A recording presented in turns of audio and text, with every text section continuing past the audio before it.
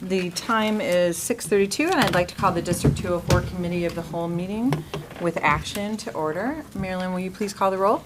Member Alvarez? Present. Member Aubert? Yes, here. Member Beta Daniels? Member Dillon? Here. Member Gretsch? Here. Member Nava? Here. Member Thomas? Here. Okay, I'd like to ask everyone to stand and participate in the Pledge of Allegiance. I pledge allegiance to the flag of the United States of America and to the republic for which it stands, one nation, under God, indivisible, with liberty and justice for all.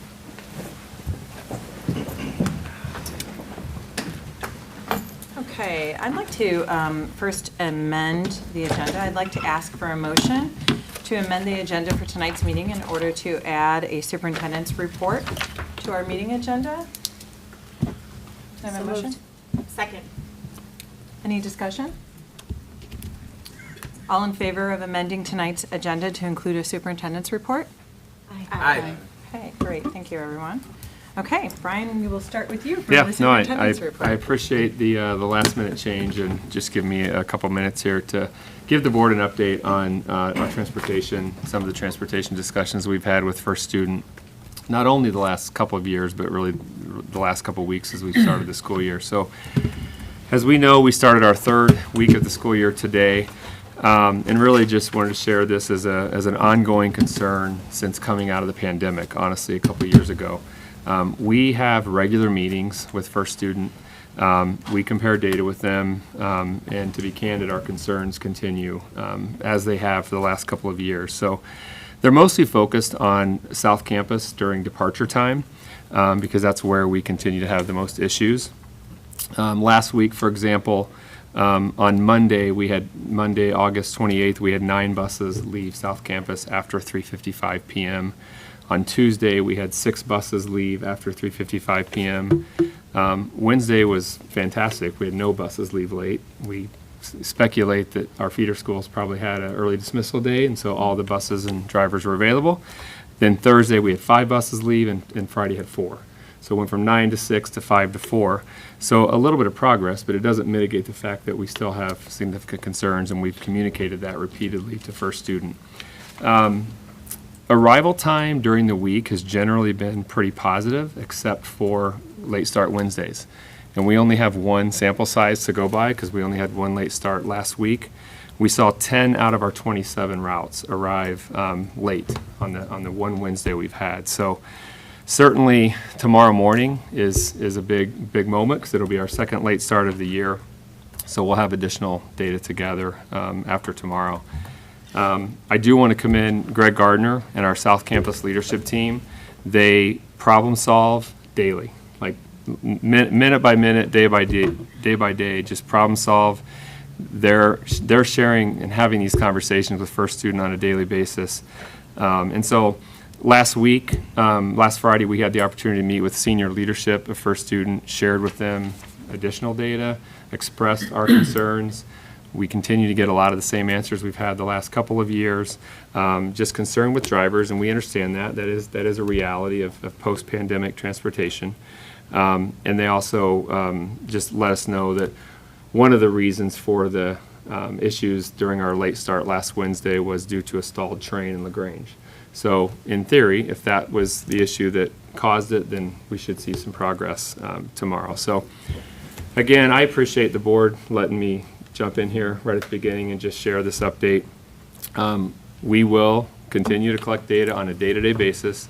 We're going to share that with First Student. We're going to monitor their progress, but we will also continue to share those frustrations and the concerns that we have, and hope to see some even more progress here in the next couple of weeks. So my goal is to continue to collect data over the next couple of weeks and have additional information to share with all of you on the 19th at our regular action meeting.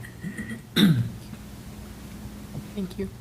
Yeah, no, and I know, and we've brought this up to the table of several times, whatever different options. We've talked about having our own fleet, and that there's so many other problems too that come with that, and that the driver shortage is still an issue. So the buses then, just, I'm trying to understand again, all of the buses that we have access to are already always being in use for our feeder schools, no matter what. So Not only our always- feeder schools, but just regionally. So we pair routes with our feeder schools and other areas as well.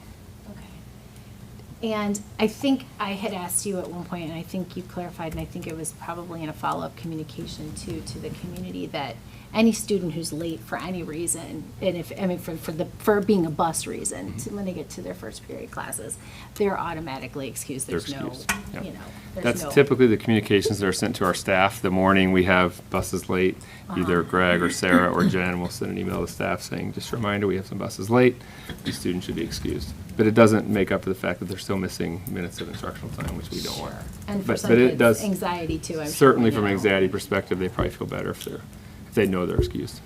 And when they're missing significant portions of that first period especially, like, is it understood with those teachers, is there extra time? I mean, I know that's extra for the teachers and it requires scheduling, but, you know, do they make themselves available to those students? Can they?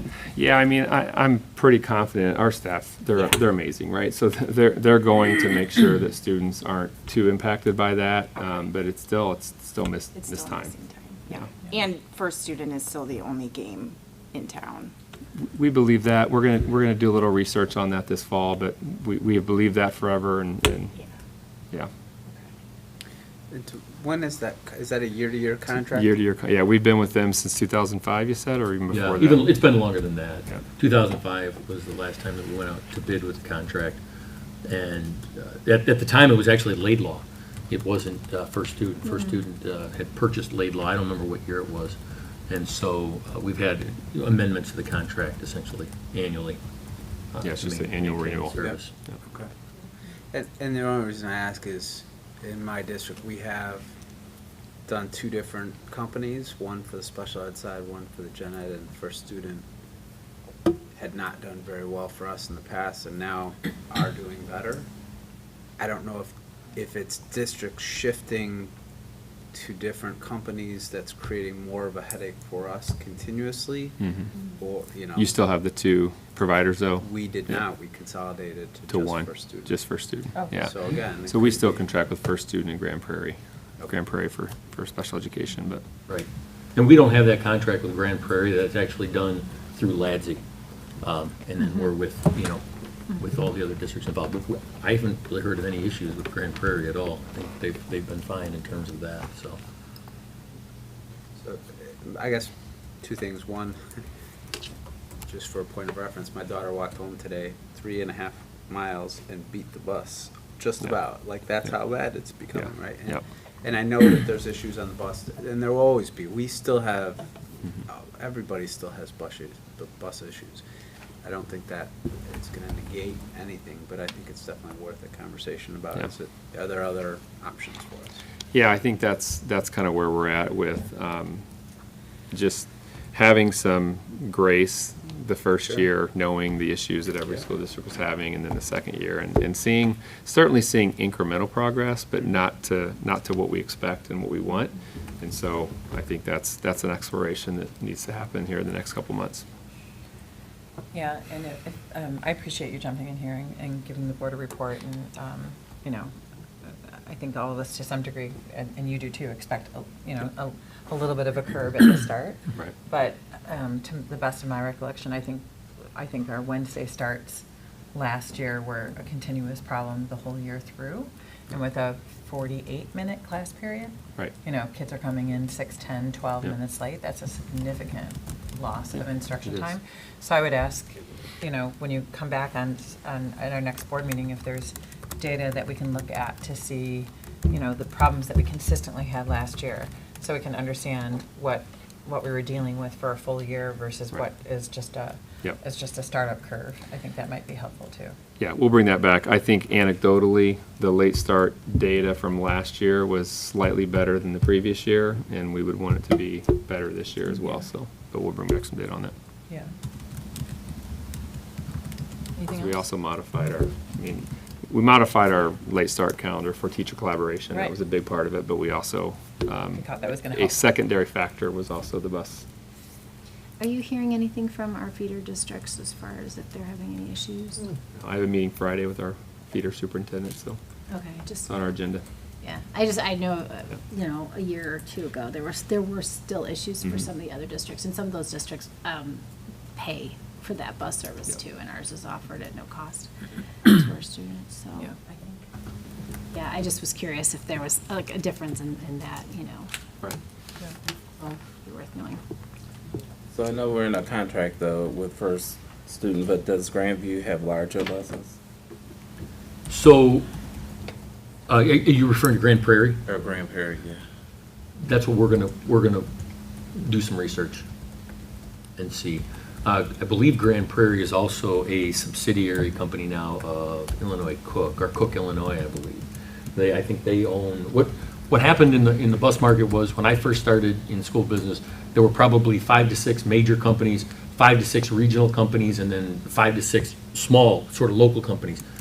And they really don't exist anymore. They've all been bought out by, two of the major companies. And so, we're gonna do some research and find out. Look at size of the buses, but also of the fleet as well. Yeah, the size of the buses isn't the issue, it's the size of the fleet. And again, whether they have drivers or not. Yeah, it's interesting that your district switched 100%. I wonder if they were willing to bring on additional buses to their fleet in order to accommodate that, or, That was part of the conversation. We Yeah. would like to do this, but you can't get a guarantee, right? But we Right. need to know that you can do better than what we've been. You can improve service. Right. yeah. Yep. Yep. Yeah. All right, well, thank you for bringing it to us, and we'll look forward to getting more More to come. information More to come, yep. at our next meeting. Thank you. Okay, our next item is public participation. Once again, thank you all for joining us at tonight's meeting. As is the case with all of our meetings, there are 2 opportunities for the public to share comments with the Board of Education, one now and one before we adjourn the meeting. For our first public comment session, we will be listening to comments from those audience members who signed up to speak before the start of our meeting. After we finish our agenda items tonight, we'll open up to a second public comment session, and we will hear comments and feedbacks from anyone who would like to comment after hearing the board's discussion and information shared this evening. If you'd like to participate in the second public comment session, please fill out a form during our meeting and give it to Mary Lynn Mescalina, who's probably outside the door. And we will call speakers in the order in which the forms were turned in. The board appreciates and values hearing comments from our community. Please understand that the board does not engage in dialogue or discussion during our meeting. If there is a specific question or comment that requires follow-up, the appropriate administrator will respond at a later time. Finally, each individual addressing the board will have 3 minutes for their comments, and we appreciate your cooperation in keeping to this time limit. In accordance with board policies 2:30, and 8:30, we thank you for keeping tonight's meeting respectful and civil for all in attendance. Marilyn, do we have any speakers signed up? Nope. Okay. Great, so we'll have another opportunity at the end of our meeting. So moving on to our agenda items. First, we have facilities and our 2024 summer projects update. And Director Brian Stachak, I will turn it to you. Thank you, President Albert. So tonight we have actually 2 items under this agenda item. So we're going to first start off with an update on the progress for the development of the projects that we've talked about under the quote-unquote bond sale projects. And then we're also going to discuss after that some additional projects that are really O&M maintenance related to the district. One is not, but we'll talk a little bit about that in a little bit. So what we did was back in June, as you recall, when we started with talking about the specifics of the bond sale projects, the board had approved several of them to go forward, including the renovation of the cafeteria at South Campus and then the renovation of classroom space here at North Campus, those being the major pieces of those. And as well, we also talked about the replacement of a field at Westfield with a turf field. And so when the board approved those in June, we said that what we would do is we did not have all the specifics. We did not have all the specifics that we wanted to have at that time, but we were going to bring information back to the board for review at a later date. And so today, that is our plan, to have Ed Wright and Paul Guida from DLA Architects. They have some drawings in your board packet that they're going to refer to, and they're going to discuss and talk through how they've sort of put these together, where we're at with that. We also have a little bit of an additional piece here that we're going to talk about. As you may have seen, we're talking about adding air conditioning to the E-wing of South Campus as well. And the reason we're talking about doing that is because there's an opportunity where, much like we did really kind of 2 years ago when we talked about it now, the piping for any of the air conditioning that would go through to the new cafeteria would go right underneath the E-wing, and so while we're there, we might as well add air conditioning to that wing of the facility as well. So that being said, I will let Ed and Paul, Ed here obviously, talk you through what we have and the renderings and drawings that you see. All right, great. Thank you, Brian. Good evening, everyone. Thanks for having us. This is always a fun day. This is show and tell for us today. Lots of pretty pictures. We've been pretty busy over the past few months. We've been meeting with staff, getting more detail, really starting to develop what these projects actually are, how they're going to kind of play out in terms of bidding and schedule and timing and all of that. They're going to be broken up by north, south, and Westfield. We'll start with south here in a minute. I just want to be clear that what we're showing today is just kind of where we are at this point in the development, and nothing on here is 100% final yet. We still have more meetings with staff to kind of update. There's some things in here that, like the music that we're going to look at today, that still needs to go back now. That's a little bit newer. We want to get some feedback, but in general, we're progressing well, and that's where we're at. So with that, I'll start with South Campus, and probably want to refer to page 5 of the packet there. So that's looking at the overall plan. One thing I want to start with is, as we look at how we're going to put these projects out, our recommendation right now is to start with South Campus. A few reasons for that. One, the work at North is a bit more complex with the age of the building and just how invasive it is, and we want to make sure that we have enough time to fully get everything worked out and that we're not going in rushed on that project. So the plan for North would be to start in the summer of '25 with half, and then summer of '26 for the other half, so doing 2 floors at a time. But then the goal would be to start South Campus, potentially breaking ground in the courtyard area for the addition this spring. So trying to be out to bid in probably November, hopefully bring bids back in December or January as we develop. So that's kind of the game plan. One of the other reasons for that is just how the phasing of this project works and your time limit on when you have to spend your bonds. You have 3 years.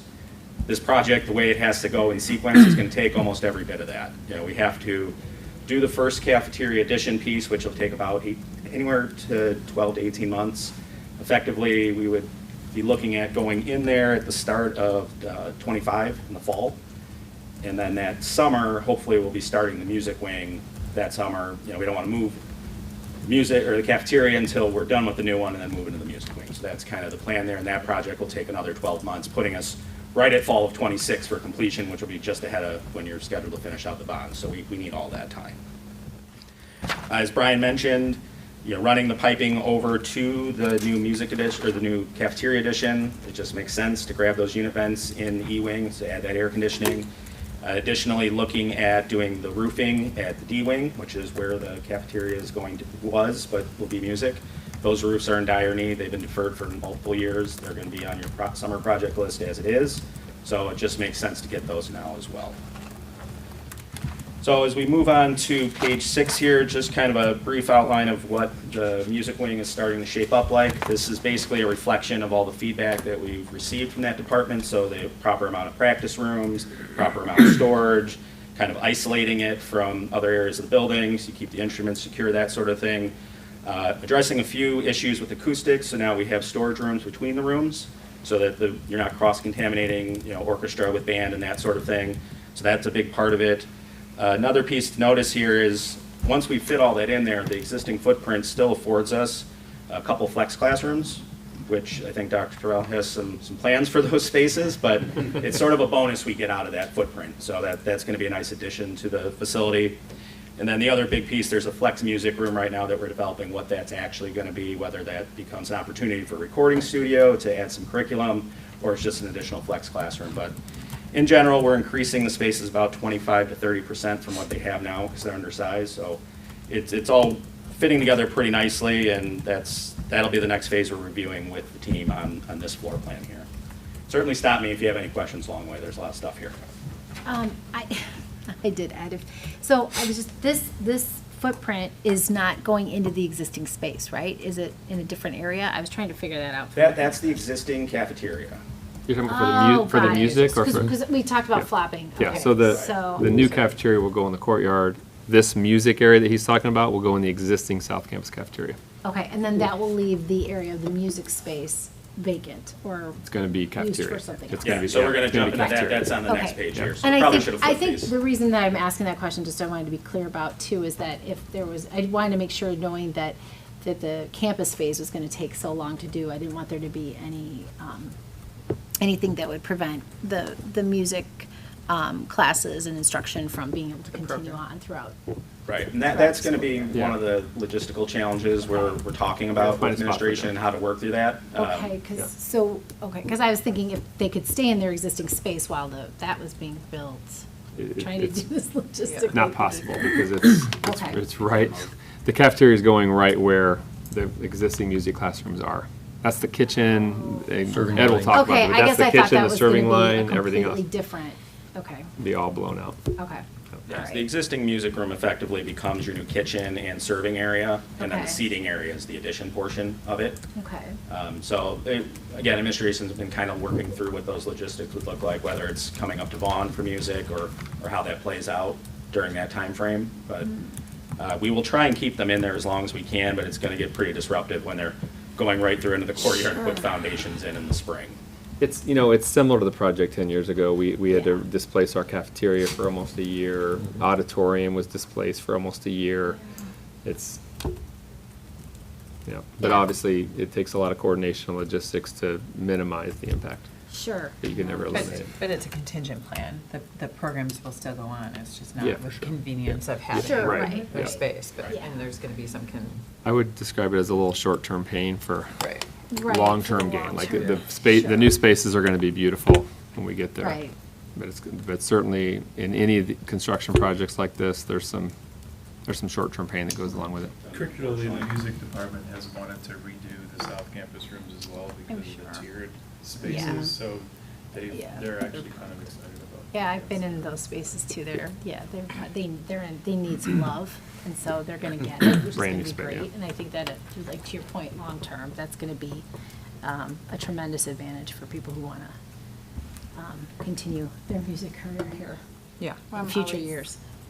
I'm always so proud of our commitment to the arts at LT. It stands out, and it really is a first-class program, so this just is going to augment that even more.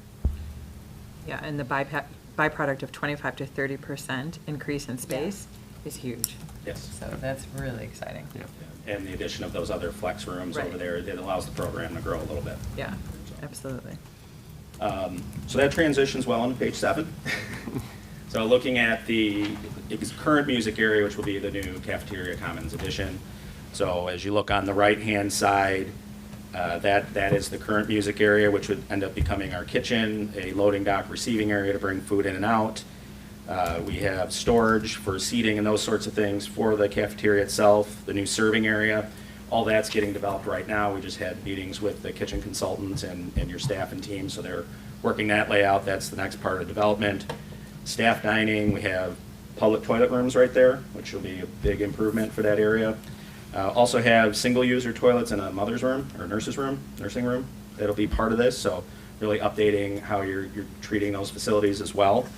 And then you look into the actual seating area itself. We're seating about 350 people is what this is showing. That's not taking into account the upstairs piece that we'll look at or the actual learning stair that can also provide some additional seating. I think you're currently around 300 is the number, so you're you're giving a little bit more room there for growth and potentially, shifting how the lunches work. So some opportunities there.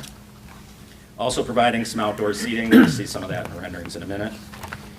If you go to page 8, we can start to see what the second floor would look like. So as you come up those learning stairs, which again can be used for a number of things, from kids just eating, using it for presentations, a lot of different ways those will shape up. We'll have a commons area that's more open with some open seating, so kids can go there before and after school, especially if that's where they're getting dropped off, just have spaces to work. But then also introducing an enclosed drop-in center. So that was something that we heard quite a bit about when we were having the staff interviews and the need for that type of space, and it's lacking, so creating that there as well. And then a couple small workrooms within that, so. We move on to page. Go ahead, Carrie.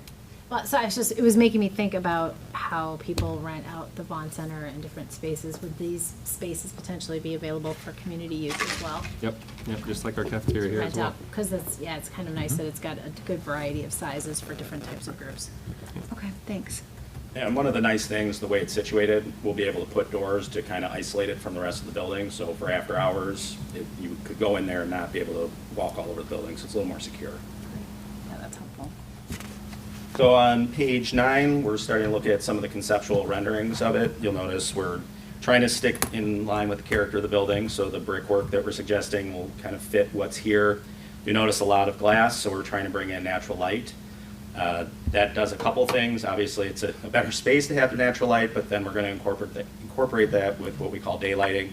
So it's sort of a sustainable effort. When it's bright outside, the lights dim on their own. As it gets darker, they get brighter, so that's just kind of built into the system, so it's a little more energy efficient. Having some shading devices on that glass as well, just to help with the thermal gain. So those are some of the efforts we're looking at. Additionally, with the outdoor, potentially looking at permeable pavers. So another sustainable effort for stormwater that we're looking to incorporate. Then just some other pieces, low flow toilets, the kind of things that we kind of have to do as part of the project that are more environmentally friendly. So a lot of that's being built in. We'll continue to look at other opportunities there and share those as we develop the project further. Moving over to page 10, just another view from the other side. If you move on to page 11, this is where the bus drop-off would be. So as you enter in, we're creating a more welcoming entrance there. That LTHS wall, that's just kind of masking the loading area that we're going to have to bring trash in and out of the cafeteria, which is just the nature of that kind of space.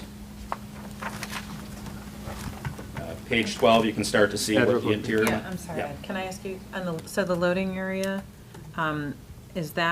that's current off of the G wing, right? Yep. That's gonna be Yep, exit like 25. That'll perpendicular to the, That'll still function there in that capacity. It's just the amount of trash and things that come in and out of the cafeteria. You want to have something nearby to take food deliveries and to bring all the stuff out.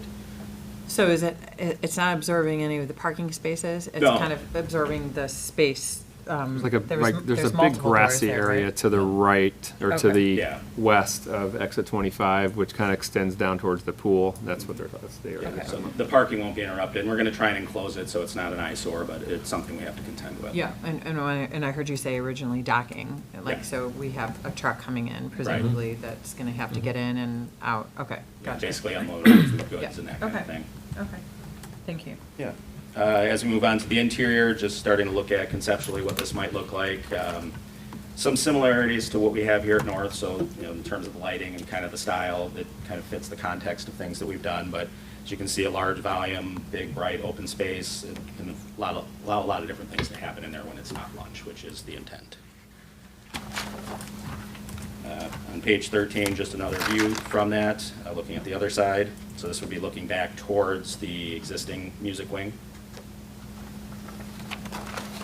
On page 14, this is that drop-in center on the second floor. So an enclosed space with glass that can kind of overlook the Commons cafeteria, but it's its own space that, the kids can come in and are supervised, and they're not just kind of roaming freely. And you put on a previous drawing, you had 60 people. Is that just for the drop-in? Is that the drop-in space plus the breakout rooms that accommodate 60 people? That's really the open space next to the drop-in, just some open seating there, so you could Commons. potentially eat up there, with another 60 kids if you wanted. So I see Commons 35 people, and I see drop-in center Oh, 60 sorry. people. That's on page 8, our page 8. Yeah, let me go back there. If it's in the drop-in, that's probably how many we can then fit based on that square footage. Okay, that's great. Just to clarify too, I think the cafeteria has 548 people on the diagrams. That's That's the lower level and Yeah. just the actual cafeteria Yeah. seating. That doesn't include Yeah, the yeah, stairs yeah, or the overspill. upstairs either, so you could get a significant bump if you wanted. Yeah. And Ed, when you do these renovations and stuff, do you have to do or provide for additional like electrical outlets? I mean, like, does all that stuff get amped up, or is it changed from like how existing, like how people, or how spaces used to look? I mean, There's how going to be, different does yeah, I that mean, change? that's the biggest problem we see in facilities, especially ones of this age, is there's nowhere near enough outlets. Every kid Right. has 3 devices, Right. so that whole learning stair, there'll be outlets along that, every row of that, so Mm-hmm. kids can sit and plug in and do that thing, those sort of things. There'll be outlets all over the drop-in area as Yeah, well. I was thinking like on the floor, sometimes you see stuff there. Okay, and furniture, units, things like that. Yeah, and Okay. that's, the good news here with it being an addition, we have that opportunity. You're not having a saw-cut floor and run power through, so as we start to develop that and look at what the furniture is, we can start to incorporate some of that as well. Don't forget the second elevator. Oh, yes, there's the second elevator. Thank you for reminding me of that. Yes. Ed, just briefly going back to the electrical service to the building, I know we've had some conversations about, at that particular point when we started air conditioning, the E-wing, and then this new facility here, we're gonna have to add a cooling tower chiller, correct? So, I think we've talked a little bit about this, but at that point, do we need an electrical service upgrade to the building itself? That's something we're gonna have to look at. Now, as we get further into this, they start running the load calculations of Right. what the space is actually gonna take. We gain some by going to all the LED lighting in the existing cafeteria, and some of the efficiencies we'll have with the mechanical system there that'll use less power. However, we're adding so much square footage, we may end up still being, delta above, that Right. may require that. So we're doing all those calcs now. Right. I love the access to the outdoors. I think that is phenomenal. I think our kids are fiending for that, especially post-COVID. And I'm gonna ask a really stupid question I know the answer to, but all of this will be ADA compliant. Absolutely. Right. Yeah, no, we're required to do all that by law, so that just gets built in, and that elevator certainly helps with a lot of that as well, and serves some other needs for you. Yeah, this provides an additional elevator at South Campus that we don't have, so it's huge. Yeah. And with that being the main drop-off as well for busing, we have to make sure that they can get in the building. So that kind of hits most of north. There's no more questions there. I'll move on, or Goes to south, I'm south. sorry, south. We'll move on to north.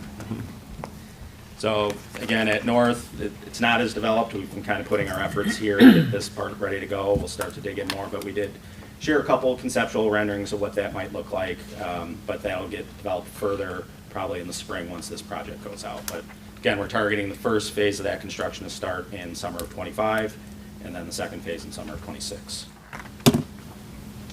So on page 16, these are basically the floor plans that you saw before, just kind of creating some different collaborative spaces, breakout spaces, carving that out of lockers, out of hallway space. Then we go on to page 17, we can start to see what some of that looks like. We'll have some questions as we develop it further, whether that is all glass and enclosed, or if it's actually open to the corridor like we're showing here.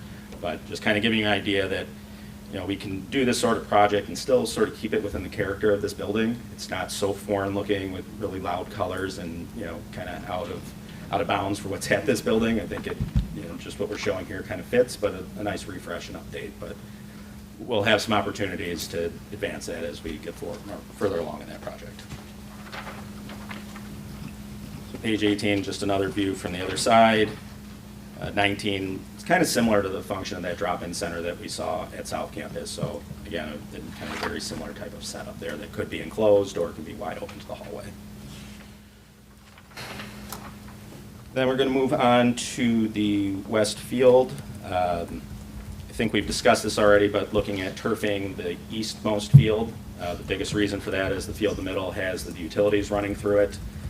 We just got back from soil borings, and we do not have bedrock underneath, which is an issue in the area, so that's a big plus, because that'd be a lot of money to deal with that.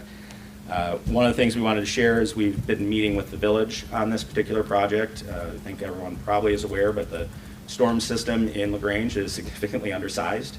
Those structures are small, they're buried, they're not really doing anything to increase it. So the solution to that is to start to detain water where you can. So one of the things we have to do as part of our project is build in an underground detention system. That's one of the big costs for this. In conversations with the village, because we're excavating and putting a big hole in the ground, there's an opportunity to go in partnership with them where we may add more than what you're actually required to. So we're in the process of looking at that. That would mean we'd probably ask them to pay some of the cost for that, obviously, but it's an opportunity to help better the community, help deal with that problem, and it's a good partnership with the village. So we're working through that. We were initially thinking about going out with this project in the spring, but on their timeline, that may get pushed out to next fall. It could go potentially the following summer if that drags on longer. So that's kind of where we are in the process, but that's the update on that project. So it's not, I understand, and it seems like it's a great opportunity for them. Absolutely. To create water retention space and solve some of their problems, but at what point does it throw off our timeline with the funds needing to be Right. pretty much used by 2026? And This is a shorter project to complete. It's probably anywhere from 4 to 6 months to do it. Okay. So we'll just have to work with your administration, the athletic department, and kind of see where that would fall in their schedule to target it. But whether it's this summer, next summer, or the following summer, we should have plenty of time to finish it. So we want to make sure that we've spent the time to try and find that opportunity to work together and not rush it through and then miss out on something. Yeah, absolutely. I think it'd be worth it to wait if we have to, just to provide the village with this opportunity if they're interested in doing Yeah. it. Well, that makes sense. This is the space that we have the most latitude with Yeah. from a time Right. perspective, Right. because we have other, Yep. it's outside and we have other areas. Okay, Right. that's great. Do you have a sense, once work starts with all of this, like what's the impact to the neighbors here? Because, when we're talking about the other projects, that's very contained to our campus, space, but this has the whole neighborhood. So just, streets closing for like a week at a time, closing for a couple months at a time. Do you have any sense yet? The expectation there, and the reason we're doing it where it is to avoid any of that. Okay. So we don't really have to do anything much with the infrastructure. There may be a tie-in in the southeast corner where they may lose a corner for an afternoon while they tie in a structure. Okay. But generally, trucks are gonna come in and out of the site. You're gonna probably have a good 2 weeks where they're hauling off materials, so you're gonna just have trucks kind of coming in and out, but it's not gonna close any roads down. But otherwise, there shouldn't be much disruption with that. That will be part of the process of this too, is we will have to engage with those homeowners, let them know what's happening, get some buy-in from them, because we'll have to go through zoning with the village as part of this. And that's where things can, you have enough community members that complain about it, they may not get through zoning. So we want to make sure that they're understanding the value that this is bringing, what it's going to help with the water retention, those sorts of things, so there'll be some engagement with that as well. So I was just saying, once we get a little further down the road with details, we want to host an event for Okay. the residents, communicate with them, share with them what our plans are. Okay, good. Yeah, there's a good chunk of the Hopefully, property across we'll the have street more anyway. information on the potential partnership with the village as well. Sure. And I know we've been working to get more information out to our community members who are not as, steeped in what's going on here all the time because they don't have students here. So I know that we've been making efforts. I saw your email too about getting everybody to sign on to get alerts and Yep. things like that so that people could be updated as to any of the facility improvements that would impact the neighborhoods. So I appreciate that. You have Ladsy's full support. So that's what I have on the bond projects. If there's no more questions, I think Brian, we can move on to the next thing that you have. Yeah. You guys- Yeah, Before we move on. this is super exciting, and it's really exciting to see all the extra space that we're developing here, that it's going to be a much improved current learning space.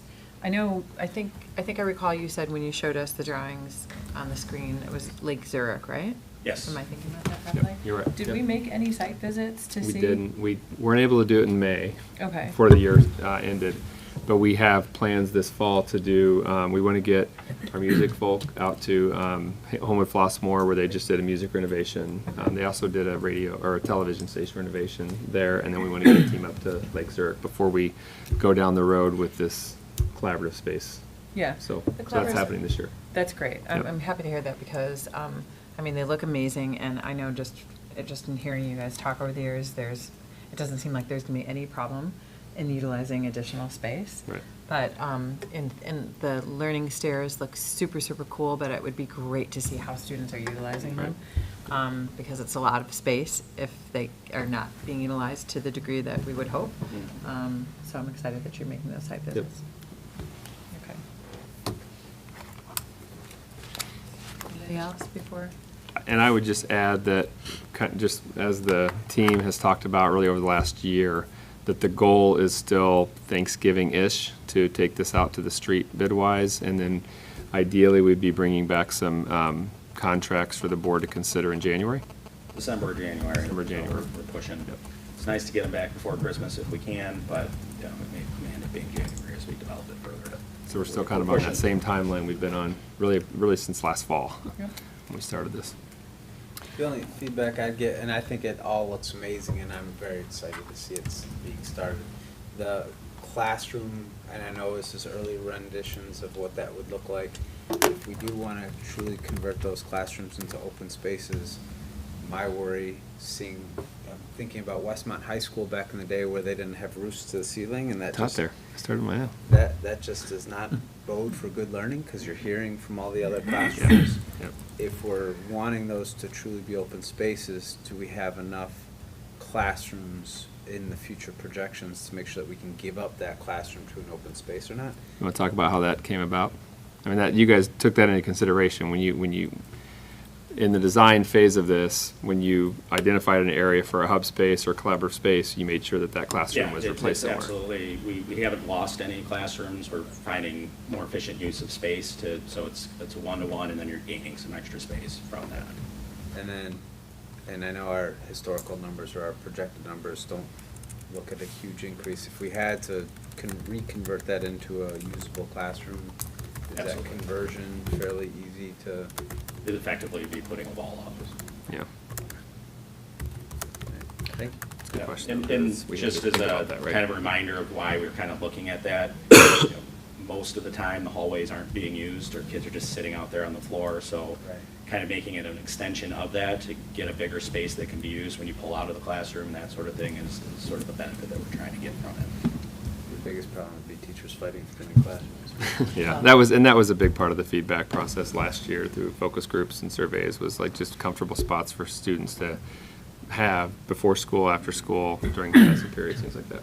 Well, and I think at North too, wasn't there, I mean, I remember that we were lacking in some space for some of our teacher teams to come together and Yep. have a usable space. Division meetings, yep, for sure. For divisional meetings and stuff, so this is just, I mean, this really opens up a lot of avenues, and it checks the box on things that our older facilities haven't allowed us to really. Been very like Yeah. boxed off. Right. Yeah, for sure. Yeah. In fact, one thing that you guys said just made me remember that earlier we had discussion about like the locker space. Just, will this, I know again, this is early still, but was there any discussion about how we might reuse or come up with a different way to use the locker storage space that might be like? A lot of that is actually carving those lockers out and taking advantage of that space. It So is, you'll okay. have, if you look back on one of these images here, you see some like high top seating. Yeah. In the hallway, that's where the lockers would be. Okay. Currently, and we're pulling those out.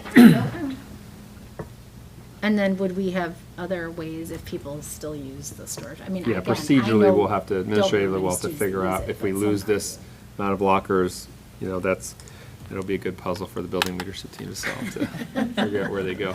Yeah. It's certainly a trend that we're seeing. Yeah. You know, you keep a certain amount that are available upon request, but Sure. most kids are just lugging their bags around from class to class, just it's easier. Right. Until the data of all the student back issues catches Right, up. right. Right. Yeah, and then we'll be putting lockers back in. Yeah. Wow. It's all of digital books, right? Yeah. I have a quick question. Yes. Well, this is greatly laid out, thank you very much. And I could see everyone's excitement, I think this is awesome. Did you have a breakout, and this was probably provided in the packet you provided with Phase 1 earlier, in terms of estimate, has it changed since, I mean, like, what are the general breakdowns for the cafeteria? For all the budgets on that stuff. I don't have it with me. It is, Okay. we can get it to you. They are all broken out by space. Right now, we're still tracking in line with the Okay. budget, so nothing's really changed other than adding the E-wing unit vents. Okay, fair enough, thank you. I'll send that to the board this week. I can pull that. Sounds good, thank you. Mhm. Thank you. Anybody else before we move on? Okay. It's exciting. Yeah, very Stuff. exciting. Thank you. Yeah, thank you.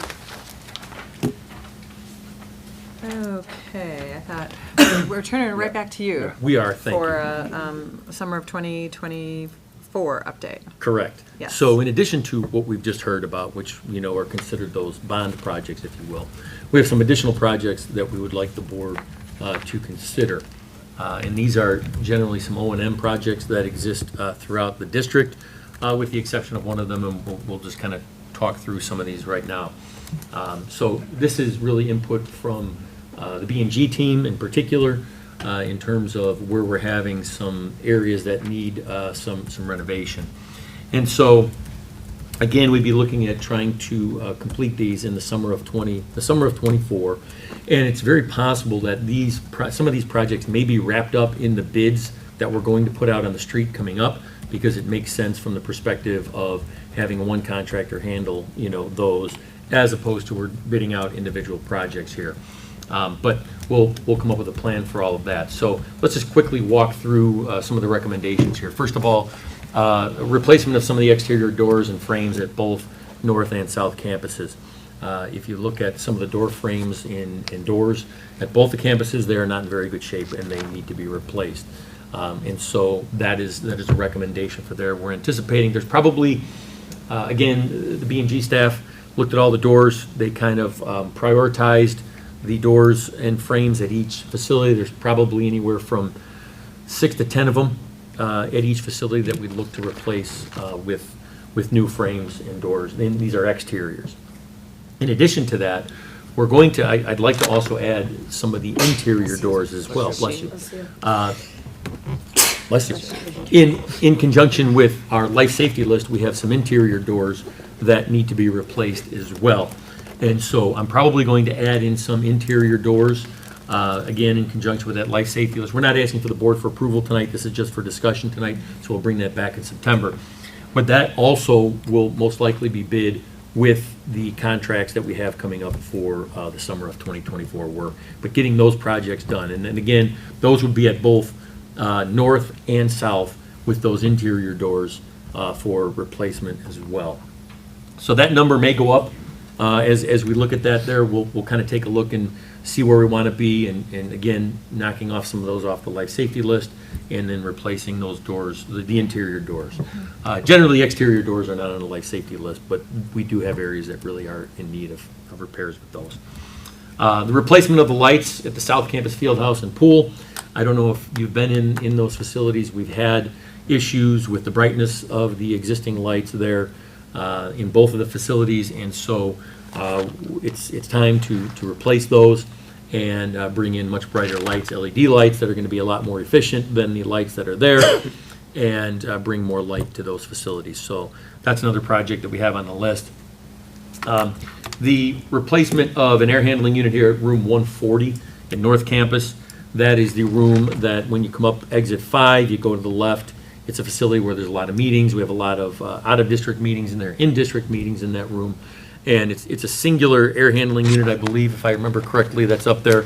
And it is one that Brad Drake has identified as one that really needs to be replaced at this point, because we're having a lot of issues with it in terms of its age and in terms of its reliability. So that's another project we'd be asking the board for.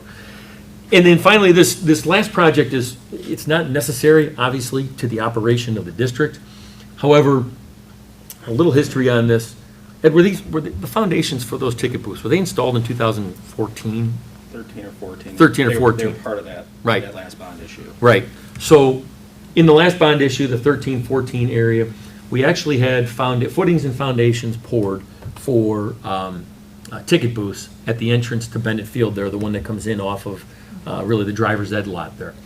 And what we had done with it is, I don't know why the district did not move forward with the ticket booths at the time. I don't know, Ed, you may know. I'm not exactly sure why. But what we did with it at the time was, there's a sort of a brick paver that sits over the top of those. And we're starting to notice there's some sinking in these brick pavers and some repairs that need to be made so that it's not a tripping hazard, that sort of thing. And the thought process is, are we going to make the repairs to the pavers, or are we going to actually build the ticket booth? So that's one issue there. The other issue is that we do take, tickets, and we do take cash. We take, we check the tickets for people coming in and out of Bennett Field there. There are really only two. There's 3 sporting events that we actually take tickets for and cash for and that sort of thing. It's girls and boys basketball. They're obviously indoors in the field house. And then here at Bennett Field, where they are outdoors in the weather, and obviously as the football season extends, we go from 90-degree temperatures to potentially 30, 40-degree temperatures with rain, snow, those types of things. And the individuals who work those events have often come to me and said, hey, is there any possibility we can get these put in there? It'd really be nice to have, because we're out in those elements. The wind is blowing things away from us at times. We basically have right now some what look like, almost like blue wood podiums and white plastic tables out there that they are utilizing to manage these, the tickets and the cash out there. So it's just something that kind of, we started talking about again, because as we're noticing some of the sinking of those brick pavers that are out there, something's gonna have to be done with those. And is it worth it to repair those, or is it time to say, hey, for that reason, plus some other reasons, let's look at putting these ticket booths here. And so we have again, I don't want to say half the project done, but it's a good portion of the project, the excavation and the footings and foundations that are already there. And it just kind of makes some sense to do those instead of going back over with some of those brick pavers. Or some of the brick pavers may stay around them because it doesn't cover the whole area.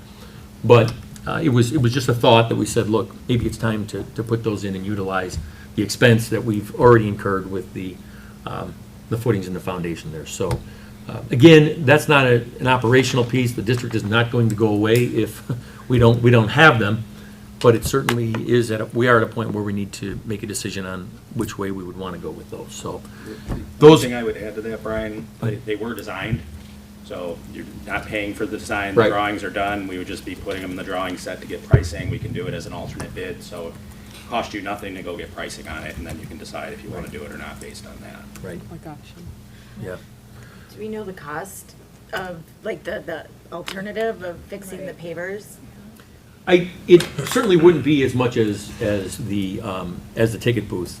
I don't know, but we looked at those pavers out there and we saw the areas that are starting to sink and that sort of thing. It's probably not all that expensive.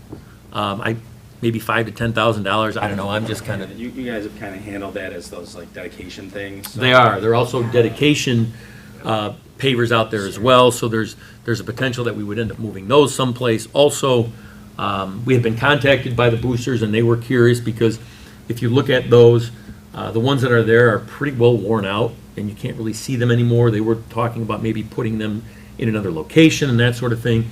But again, that's a different project for a different time. This is just sort of the start of this to say, is this something that we want to entertain at this particular time? Because we're going to eventually have to do something out there with those brick pavers. So, and that's why I put that, look, this project is optional. It's not something that's required. But it does seem to make some sense that we would kind of move forward at this point with that and have it completed. So really, the only other item that's besides, like I said, the exterior doors, we're going to add some interior doors as well. And then we were talking about, Ed and I were talking about the D-wing roof at South Campus. And the D-wing roof is kind of broken up into several different parts. And the D-wing roof that exists now over the cafeteria, of course, will be renovated with the changing of that facility to the music area. But there's still a couple other sections of that D-wing roof. We may recommend that we do that, and we may not. We want to have some other internal discussions here in the next week, next couple days, to just verify that we either want to wait or we want to bring that forward to the board as well. But it's something that we'll talk about, and we would potentially bring that forward in the September meeting also. There was a little bit of confusion with that. I think when we were talking about the D-wing roof earlier, I thought it was the entire D-wing roof that was going to be replaced, and it said no, so it's going to probably just be the section over the music room with the bond project. So we may or we may not want to look at doing the rest of that D-wing at that time. So we're going to talk about that and bring that forward.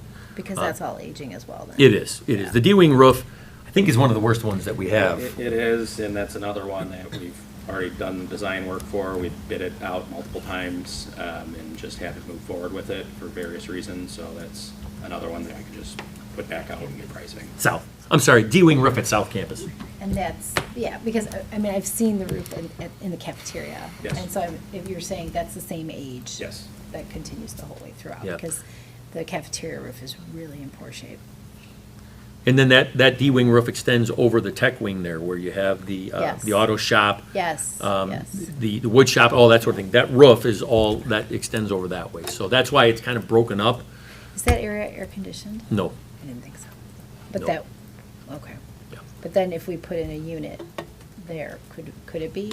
Is that what we would be doing it then? We could do it then. That's in a penthouse on its own, so that could come later. It's not really dependent on the roof. But we could certainly put a budget together for what that looks like and just be done with that area, so. So the cost that you have, I don't see anything from the D-wing on here. Correct. So that will be coming. to Right, us. we would, if we decide to move that one forward, and we're gonna talk about that, we would have some sort of a cost estimate to that as well. And so, then what we're gonna also have to do is, in the current budget, I have about $2 million for renovations outside of what we are doing with the bond projects. And so, that, as you may recall, is gonna be broken up into 2 different fiscal years, right? So anything that we pay for in the month of June falls into the coming up 24, well, what we're in now, the 24 fiscal year.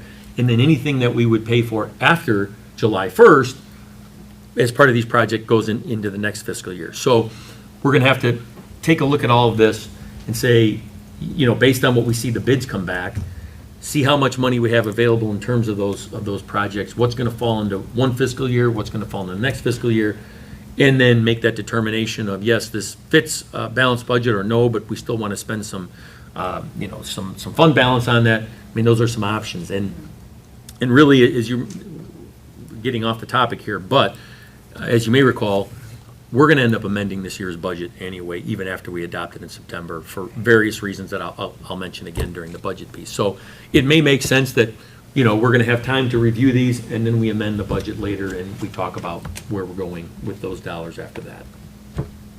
But these would be the ones we would bring forward with some additions, as we just talked about, and then we would ask the board to approve the, bid specifications for those at the meeting in a couple of weeks.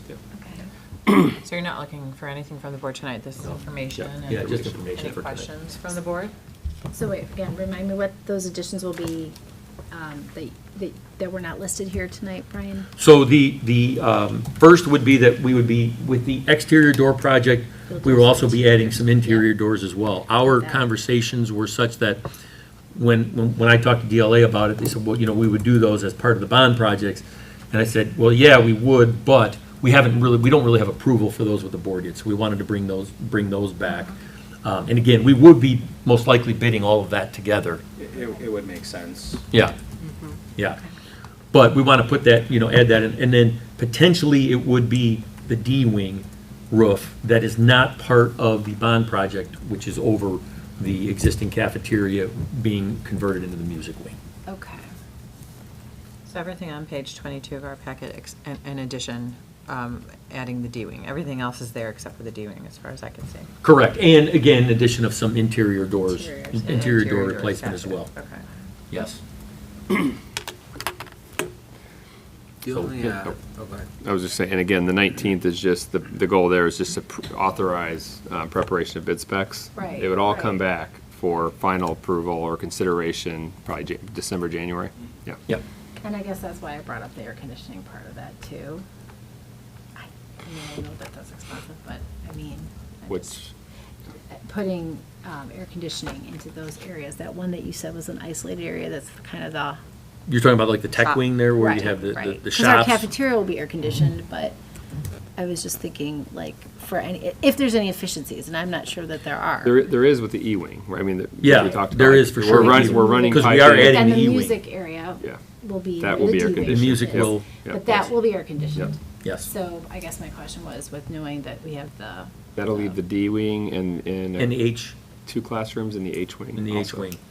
Okay, but. Once this is done. We'll look at what it would take to get that into the project. I give you guys just, an as long estimate. as you're gonna, yeah, like. As long as we're there, that's what anyway. I'm thinking, right? just, I Yeah. think we should. Yeah. Now, tho- That area gets really hot, Yeah, so. it does.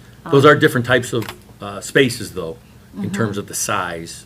you know, Yeah, and my guess is that even for the way they're used, you probably would even consider using air conditioning, not just during a hot time. I mean, like, not during summer, you could be using it at different times of year based on the types of things that they do in those spaces. I'm just, Well, typically, you have a startup and a shutdown of your cooling Right. tower, so you can speak more to that, so right? that would Yeah. be Yeah, I something mean, we you could could do start it on and different off type that of has to be unit, done. Yeah. So it's not Yeah, something it that has would to- have, it wouldn't have that flexibility to be able to be running if, I don't know. So what ends up happening with all of our, with most of our cooling tower chillers is that essentially when we shut them down, Okay. They end up filling them with glycol Okay. for the winter so that we don't have, frozen water in there that Freezing. destroys Makes sense. the items. So once they're shut down, they're shut down. Okay. And then we bring them back up in usually second to third week in April, we bring them back online. Or we wait until we start seeing that we're not gonna have a freeze. Right. So that sometimes extends into first week in May, whatever, but then we're able to bring them back up. And we can do that based on the weather, so it's not as though we're saying, well, it's gonna be 90 degrees in the middle of April, but, it could be, and then you still have a day where it drops below 32. So you kinda have to play a game there That's true. with them. But yes, they're either on or they're off. Okay. So it's not as though, if you get a really warm day in November, that you're gonna really have the Right. opportunity to No, utilize it that at that makes point. sense. We'll take a look at it. I mean, there are other ways to handle it too. It could be its own isolated system that, if that is something that's necessary. And I guess that's then- probably, Ed, what I was thinking about, like, just given the nature of how that space is being used. Yeah, you know, and just- there might only be one or two spaces that actually get hot like that, Sure. where they're doing welding and those kind of things. Right, right. We'll look at it and give some options. If, and yeah, go from there. that makes sense if we're gonna be looking at that area. I think you Yeah, guys that are, would, you I mean, agree? let's get the information, and then we have the If you- information to work with to see if it makes sense. Okay. Problem. Excellent. And- Anybody else? I was just gonna ask Brian, the replacement lights at the field house? Yes. Was that original to when we redid it? Like, So- are they that old? Those are originals Yeah. to the project, which was done in 2004, 2005. 4 or 5, so they're nearly 20 years old at this point. Yeah. Okay. Those are sodiums in there, aren't they? No, halide. Oh, they are? Okay. Mm-hmm. Yeah. They're dark, that's all I know. Yeah.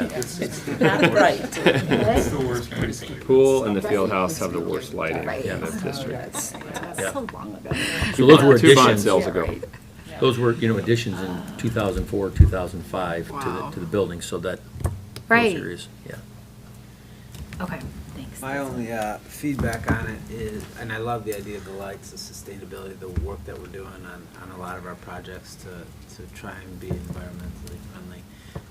My only question for the ticket booth, and I understand the rationale, it completely makes sense to me, but I also think about our accessibility to our parents, our grandparents that are coming to our softballs, and they're trudging through grass, and I know these are ADA issues that have been put in place well before the law, so there's not a requirement to do them, but I think about if we have the opportunity to do some of that work and it's gonna be minimal cost, I think about a ticket booth versus accessibility features for our families. To me, that weighs more heavily over than it would for a ticket booth that we'd use for certain seasons. Just my thought. Or, since you bring that up, is it possible that it could be one ticket booth and then the accessibility? I mean, just to explore options, I don't know. I don't know that would make sense, but I'm just throwing it out there, just I to- would say that, I don't think that we have to do one or the other. And I think first of all, I don't know if you were out at the game on Friday night, we had a really large crowd there. Well. And I can tell you that one ticket booth Awesome. would Awesome not way have to cut do it it. on Friday Yeah. night. And so, that's one part of that. I still think we can look at other options, including Still those, get that in. to say, hey, look, what are some of the, so what I hear you saying, Tim, is there's some of the other fields you'd like to see some more accessibility to those, that type of thing. Yeah, so I think we can look at those too and see what we can do with those. I don't think one or the other has to happen. Again, we do have to be mindful of how much money we want to spend, right? Because we know, at least I believe, that moving all of these, not these projects only, but of course, all the bond projects, I think at the end of the day, we're gonna end up spending some of our reserve money on those to complete those projects, and that's okay. But we also have to determine where we want to be in terms of how much and that sort of thing. So, but we certainly could look at that as well. And I don't know, it may be a very inexpensive project, but I always like us looking at how we can make sure that our community can access our sporting Yeah. events. That's super important, and I'm really happy that you continue to bring that up, and thank you for doing so. That's obviously integral to everything that we're doing, and so thank you for, it sounds like you're going to take that feedback and look sure. at it as well. Yeah, we can look at it Because as I options. would love for it not to be an either or. Yeah. Right, so. Yeah. And thank you for the sustainability pieces. We have a board have talked about that before, and I think it's critical that every project we're looking at, that we have an eye towards sustainability and grabbing at those improvements and achieving that at the same time, so thank you. Certainly aligned in that goal. Yeah, I And we'll know. be more open as we talk about it with you guys to let you know all the things that we are doing. Please, yeah, Great. great. Thank you so much. Yeah. All right. So Thank again, you. even though the memo says, I just wrote the memo so we can put it forward to the next month, but we're not asking for any action tonight. Right. We'll bring back the final on the 18th. right? 18th. 18th, yeah. Okay, perfect. Thank you so much. Thanks. Thanks so much. Thanks, Ed. Thank Thanks, you. Paul. Thank Thanks, you. Paul. Okay, next on our agenda is curriculum and instruction, and our first item will be a summer school report from Director Scott Eggerdine. Thank you, President Albert. Thank you. We do have the 2023 summer program report, and as you can see, we're very busy in the summer, so I know we're going to do a lot of construction this summer. We will adjust and move things around, but we did this year have 6,818 registration requests among all of our programs, so that ultimately has more kids in the campus in the summer than during the regular school year. Academically, we were able to have 24 semester courses first semester, 19 the second. That was with 866 students during the first semester and 266 during the second.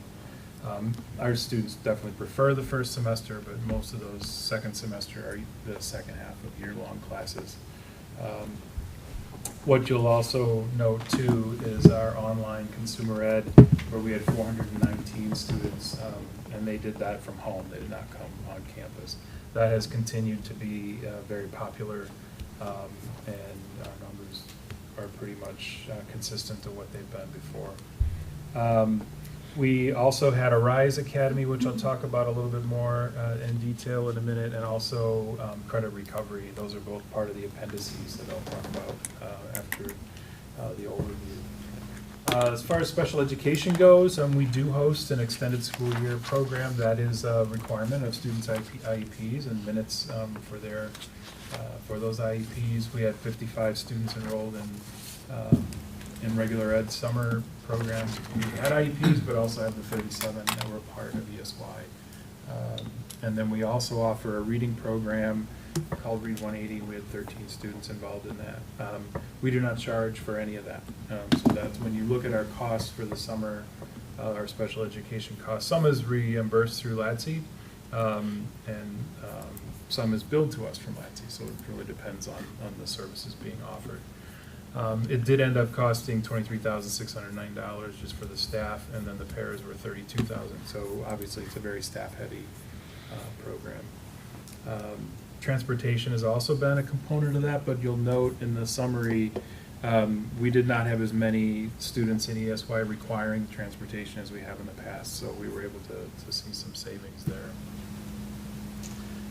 As part of our overall staffing for academics, we did have 40 certified staff. That was 32 teachers, a librarian, 2 nurses, 3 counselors, a summer program coordinator for the special ed services, and 1 director of special ed.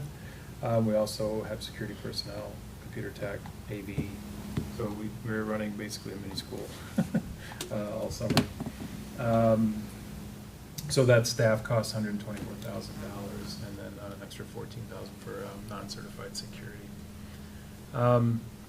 One of the things that we do for the Illinois Virtual School, we charge exactly what Illinois Virtual School costs us, or charges us. So even though we collected $213,000, $127,200 of that was given straight to Illinois Virtual for those 419. So the remainder of the programming was covered that way. The special ed costs were $87,000, and then the Read 180. We bill people, but if they come, we give them money back. So everybody came, so they all got their money back. So the two, just general under the that area. Any questions on that? And again, I'll get to the credit recovery and the RISE Academy in a little bit.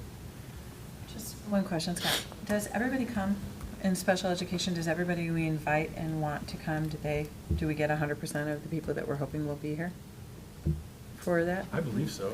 It's not really an invitation as much as it's a recommendation from the IEP team that the student requires extended school year due to regression and difficulty with recouping their skills in a certain sort of reasonable time frame throughout the typical school year. So when we recommend ESY, we certainly can't force students to attend, but it is the IEP team recommendation, and we have pretty good numbers. I don't have the data, but I can pull that if of interest. But yeah, most of our students have more significant low incidence disabilities, and so most frequently they are attending. And the reduction, because I was looking at that reduction in transportation, and I was hoping it was because of just the fact that people weren't utilizing it versus the fact that we weren't getting all of the kids there. But it's just that other people had, I mean, because that's like $34,000. It's also different transportation needs. Some students require single transportation, given assistive devices and whatnot. We didn't have the same severity we've had in the past. Gotcha, okay, okay, good, okay, thank you. And I did ask Adam to check those numbers a couple times. Yeah. Because it was significant. Although, looking at some of the other years, it's just that 2022 is Mhm. a bit higher, but looking at the other years, 2023 is more in line with what we saw previously, so, okay, great, thank you.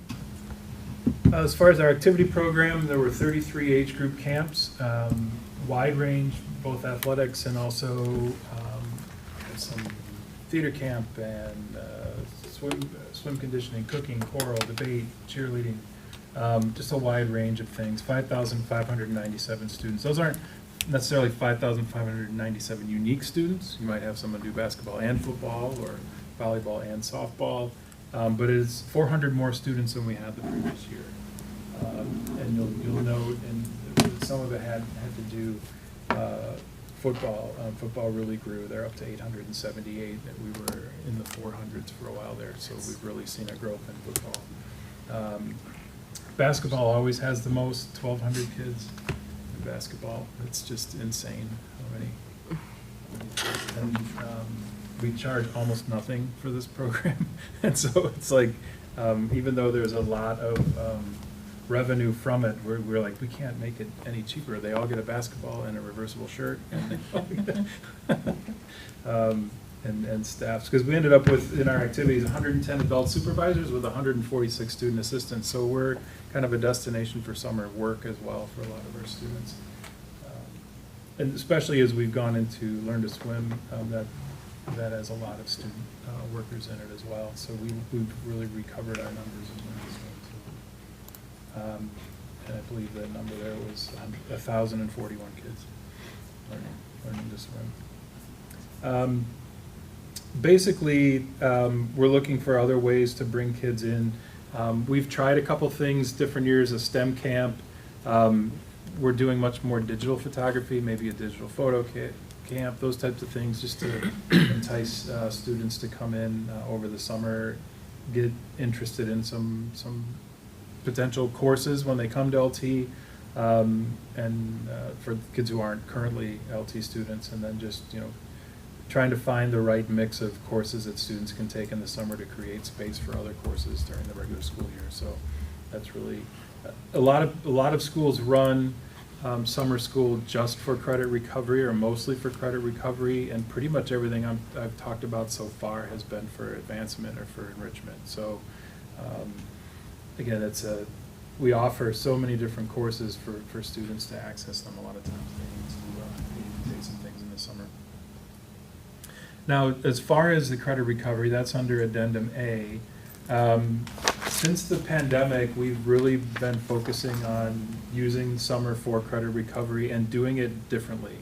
In the old days, there would be summer school classes and you'd retake the whole class. We've been using Edgenuity, which is an online credit recovery program. And essentially what it does is it measures where the student is, and then the student takes the modules that they don't know. So if they're able to pass, they're able to move on faster. That being said, we also, our students are wanting to be finished. They're not often grade motivated. So you can kind of see in the grade distribution, B, C, D is more common than A.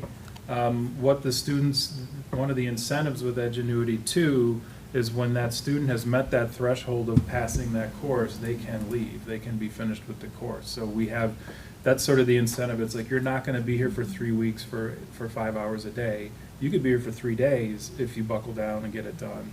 Or you can do that and then finish another course or another course. So based on that philosophy, we had 102 students who recovered 143 credits. So that relates to a lot of things. That means they can take credits in the regular school year, things stay on track. It also means that we're not staffing 143 seats in the fall for makeups, right? So all around, it's good for the kids, it's good for the school. And you can see the wide range of courses that are there. Math being pretty popular, English as well, geometry the biggest one. Geometry, again, a lot of times for students, it's that first math class after Algebra 1 that really trips them up. And so for sophomores to then head over to North Campus with their geometry completed, that's really great. But you'll see most of them are core graduation requirements, and give students the opportunity to stay with their class and to not have to commute back to South to catch up on courses and that sort of thing. So we've been using ESSER ARP grants, so those are COVID-related grants to pay for that. We have one more cycle of that, and then we'll have to figure out a new plan. But ultimately, we found it to be a great use of that money because a lot of those students are still coming out of that experience and are behind because of that. So it makes a lot of sense to use that funding there.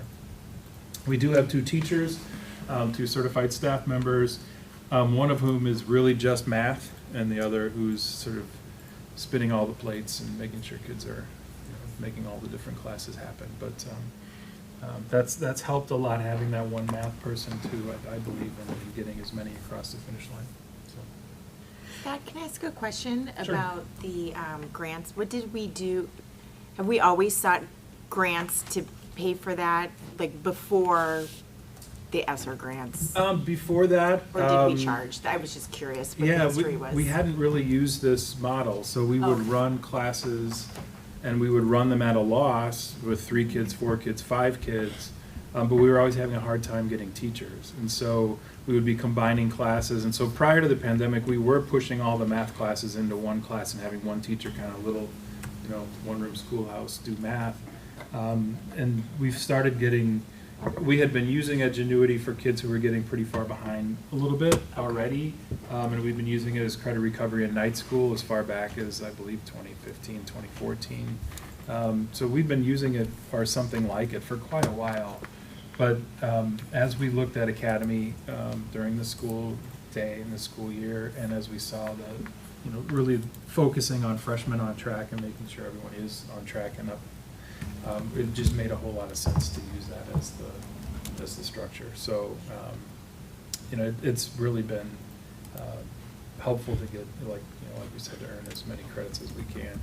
We also had students who were part of Academy who would have started in an Edgenuity class, and maybe in May they didn't finish. They were still, then they would jump in the summer program and stay for a day or two and finish. So we were able to take kids who had already been in the recovery cycle as a part of what they were doing to then jump into that summer class and finish.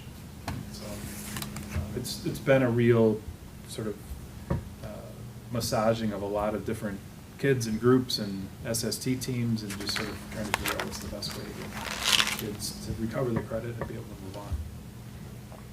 So, and we use Edgenuity in our district too, and we actually do it during the day. Kids can take up to 1 period and try and We do recoup as well, those yeah. credits, which we found to be very helpful. I guess one of my 2 questions is, do you guys use the canned Edgenuity curriculum, or do you guys embed your own curriculum into the system and then they take that? We have not, in math, that's the only place where we've added a little extra because of that one math teacher, but otherwise we've used the Edgenuity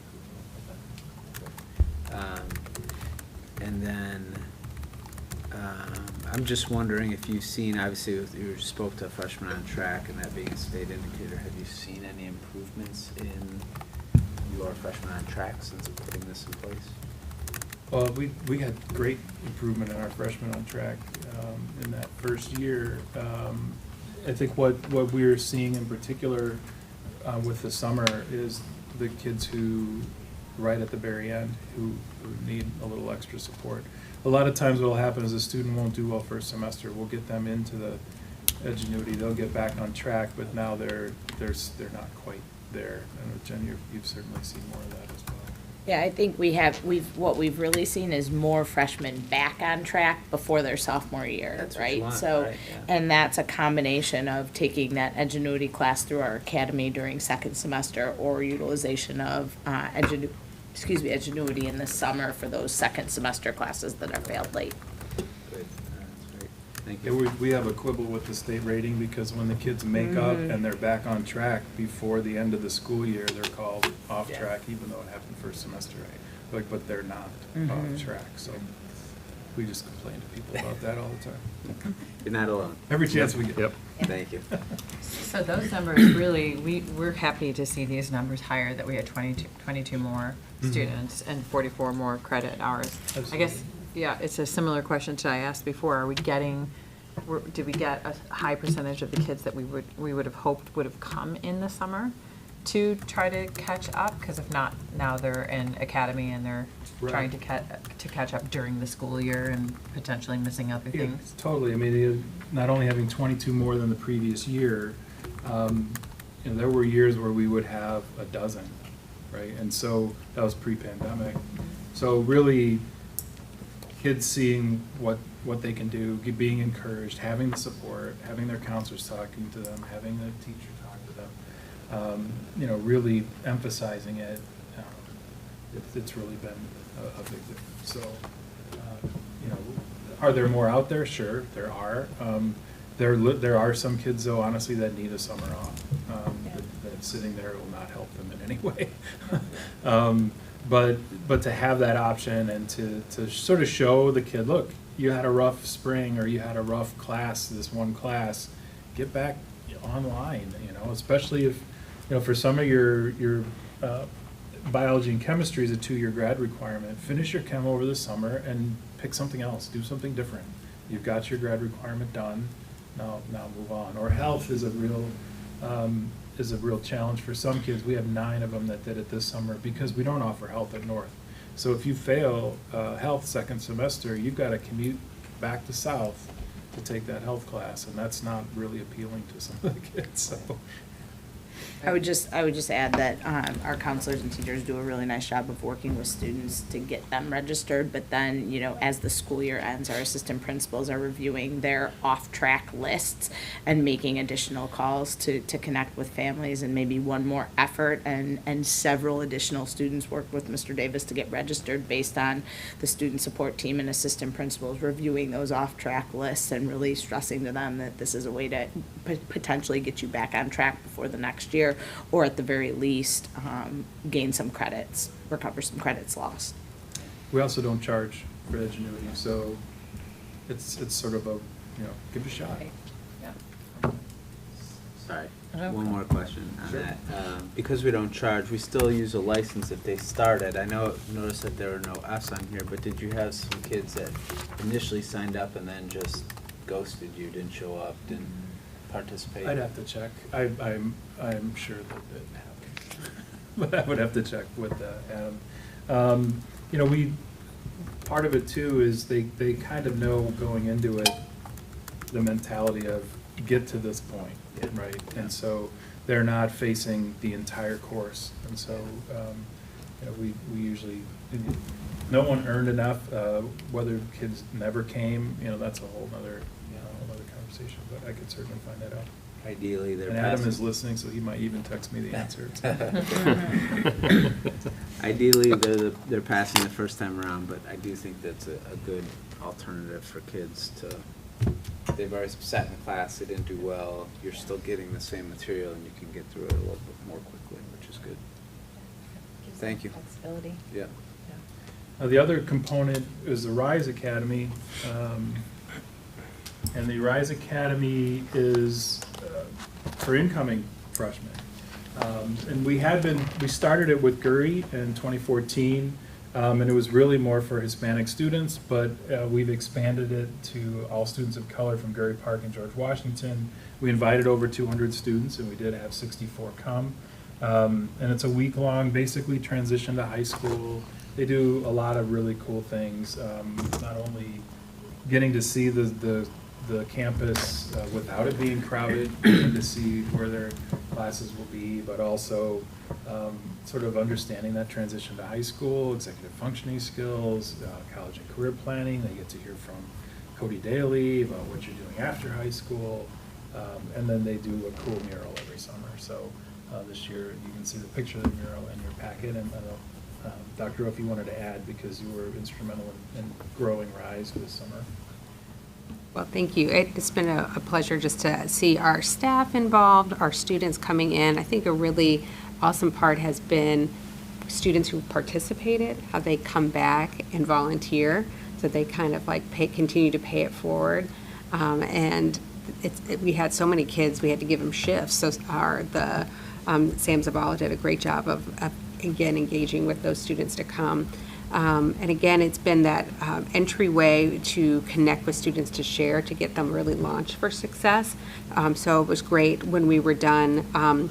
We asked some of the kiddos what they would be interested in participating in, and so then we were able to send some of those coach sponsors a list of students. So it was great to see, like, for example, our stepper coach, she had a list of students. She was able to reach out to them to get them engaged right away. So it's been wonderful to see how the program is continuing to grow and evolve. I've just started with my girls group, but that's how I get to connect with some of them and get to have lunch with them. And that first bunch is now here at the high school at North Campus. And it's been great that's how I met them, was coming in when they were in RISE. So it's been a joy. It's awesome. I have a question. You mentioned that the schools that were mostly targeted were Park and Gary and Washington.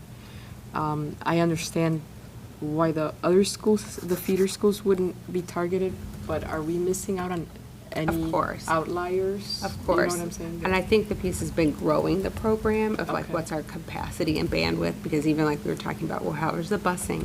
What students, how many can we serve? So I think each year that it's been growing. I think Dr. Tyrell can respond. And actually, I think that I know that we've evolved from that. Those were the schools that we had partnered with last year. So actually, we would need to make an update on that. We invited our students of color from all 6 of our associate schools perfect. this past summer, and so we expanded our total number of potential seats. I think we were thinking that we could serve about 90. We had the numbers on here, I think 64 students, and that's why we had to create different shifts and rotating schedules, but we did expand our invitation list for this year. Great, thank you. That's awesome. Well, great work with RISE. Thank you very much. I did have a question on the Edgenuity. Yes. Okay, I was wondering, so when the kids fall behind, as it's stated, here in the summary, does that mean it's a class that they failed, didn't pass? Yes, they failed it. Okay, and then when they take this course, does this course replace that grade, or is the F is averaged with that? No matter what, all courses taken remain on the transcript. So they'll have an F grade for biology, and they'll have a C grade or a D grade for biology. So it'll count once towards graduation credit, but both grades continue to count. Thank you for clarifying. Just all of this is great. I mean, every ounce of it, right? From the RISE program, which is just amazing and hits, so many areas of what we're trying to do and what you all have been trying to do for years in the strategic plan, to all the kids that we're catching to kind of bolster them up through this summer, to the amazing value and benefit we're giving to our community to be a host of so many programs and athletics during the summer. It's just it's really amazing. It's exactly what we would hope we would be doing, and to see these numbers continue to grow, and to hear you say that we're continuing to look to figure out how we can get more kids in here. It's just really fantastic, so thank you. It goes without saying, Adam Davis does an amazing job. Yeah. Thank you, Adam, if you're And listening. he is, and he just texted me, he said we had some no-shows, but everyone who showed up earned credit, even a few who had to finish with him in the AP office after summer school. Look at that responsiveness, too. I love it. He was willing to stay. I said, no, That's you don't awesome. really have to. So, but he goes, I'll listen. So he's been texting me. No, that's just, Yep. that Thank is, you, every Adam. ounce of that is just outstanding. Well, to your And point, like, kids grow up in this community coming here from a very early age, so by the time they're freshmen here, They've been they're, here. they've been here. They've been They here know for this swim, place. for learn to swim, or Yeah. basketball camp, or whatever. Yeah, and we were here a couple of times, and even through the construction, everything was Yeah. so smooth. Every time I walked into the building, something else was cooking, like, I don't know what kind of Right, culinary right. classes. The little but- kid culinary yeah, class, that the was little awesome. kid culinary classes, Yeah. so, yeah, just really an amazing, amazing effort with clearly fantastic results, so thank you. We even taught Ed Piotrowski how to swim. That was Sank like a stone, station. We've got an alumni here. Long time ago. Yeah, Exactly. Right. okay.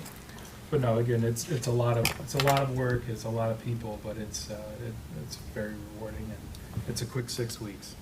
Yeah, sure, it's just a lot in 6 weeks. I don't know what we're gonna do next summer with all the construction, but we'll figure it out. We always do. Yeah. Okay, moving on to our final agenda item then for curriculum and instruction. We'll have a first reading of the curriculum change proposals, and I'm going to turn it right back over to you, Scott. Thank you again.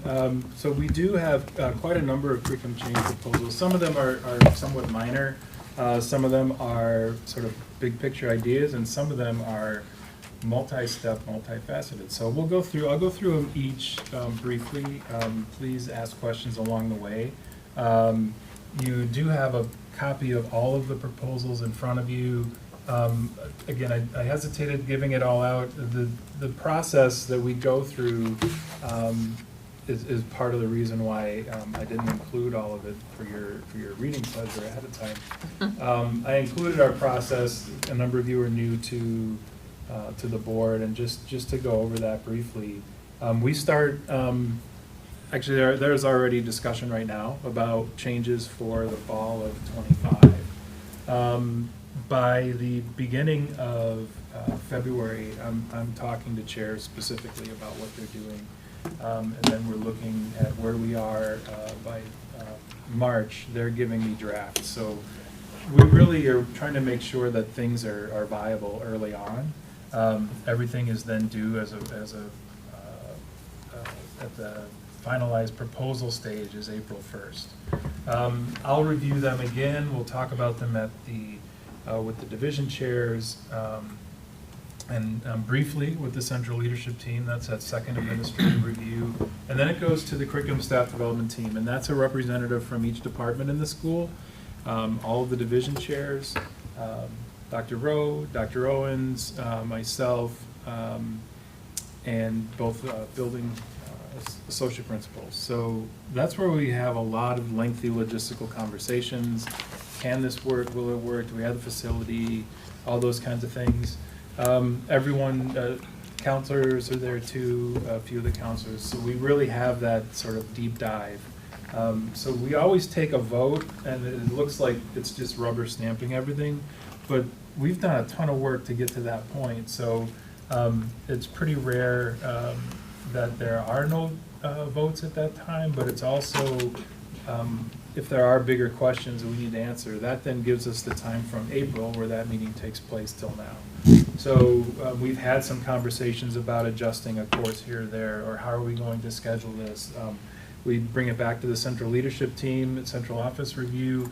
Then at Piotrowski, well, how are we going to staff this, right? So everyone is getting eyes on this before it even comes here. And you'll notice that all the way up to that time, we can kick anything out. We haven't kicked anything out this year. We have in years past. But at this point, everything that you're seeing was brought forward, with the exception of 2 classes that were tabled by the chair because it has to do with athletic study hall. And that's a long-standing debate about whether should a kid be able to skip it as a PE class for athletic study hall or not. There were a lot of questions brought up about a couple of those. Those were tabled, so you don't see those here today. Then we bring it to the second column of the flow chart that I provided, and that's the first reading here. So getting your input. You get a chance to see and hear what we've been discussing. But you very well may have questions. You may want more information. It may reveal some things that maybe we missed along the way as well. We'll then review it at the division level. If we need to, we'll reconvene the curriculum staff development team. Then that will go to the central office. And then for the school board vote and the final reading, you will have administrative recommendations. So at this point, the administration is sharing everything that's been pushed forward that hasn't been popped out already. And like I said, the only two that were had to do with that, whether or not they would count for athletic study hall. Everything else is here and is still very much in the running and being considered. So that's our process. We do this early. It does seem kind of crazy to be talking about the fall of '24, but we joke in my office, you're going to see next year's calendar in 2 weeks. You know, all these things, that's what we do now. We're starting next year.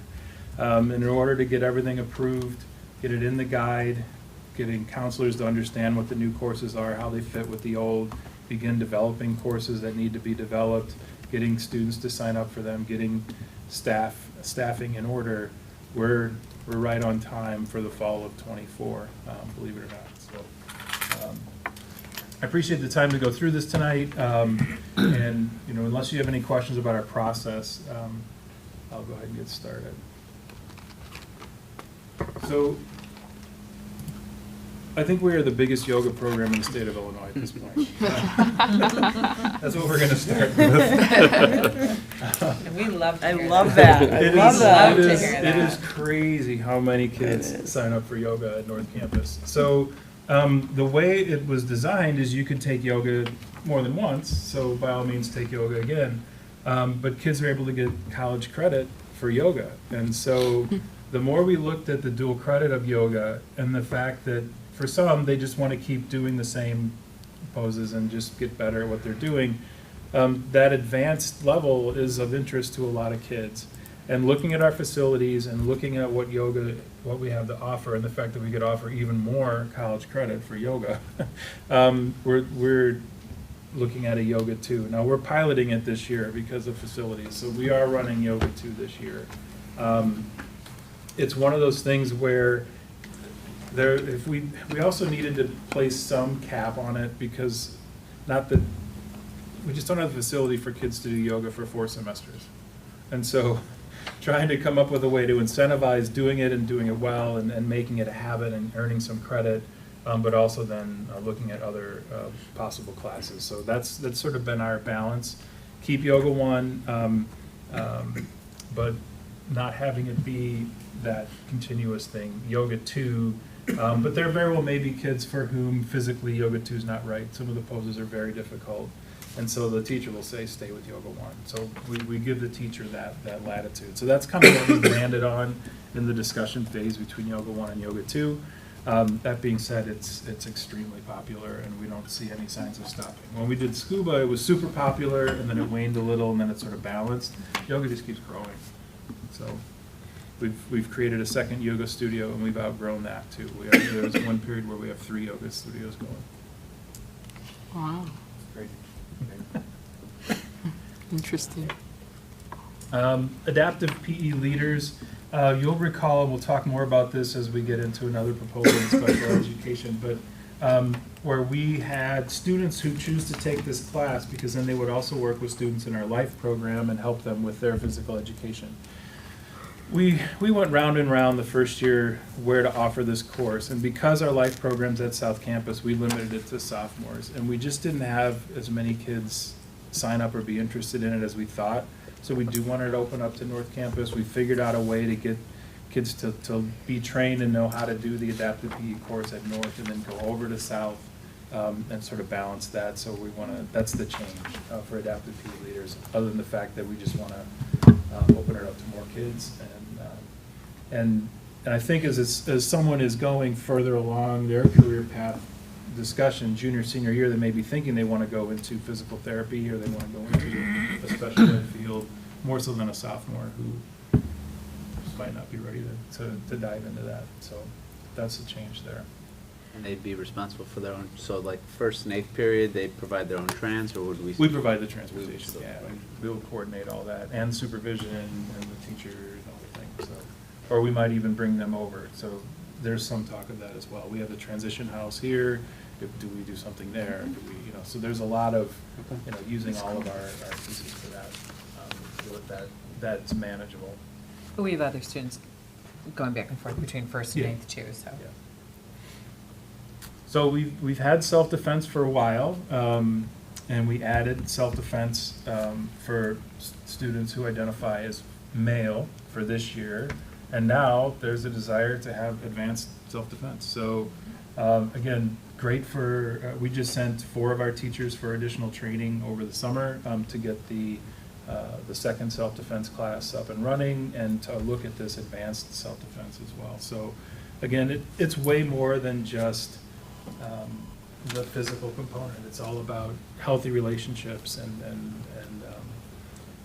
how to get help if you need help, but also how to protect yourself. So it's really, and it's all based on this particular RAD training, and it's pretty much the schools that have the self-defense program are pretty much all using the same curriculum. So the teachers went down and got their training over the summer and are very excited about having the opportunity to offer an advanced class. But only for individuals identifying as female. For the advanced one, did we land on that? Sorry, let me, that is, if you want to look, it's on page 10.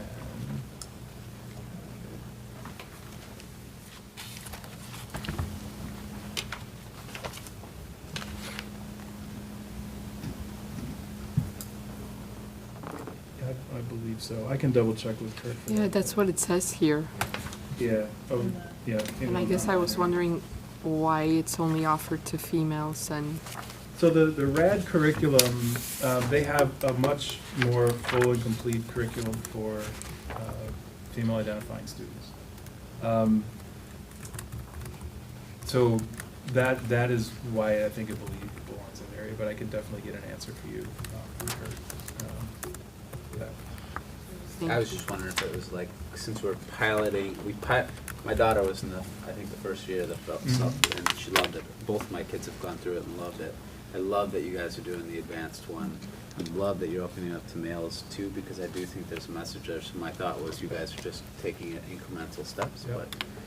I Definitely, think but it's my understanding though, that there isn't as much curriculum for the male identifying course, so. Got it. Thank you. Probably could be. yeah. I think there probably could be. Right. I'm But- still curious why not. I mean, I know that you mentioned about the red curriculum, but Mhm. I think the males could benefit as well.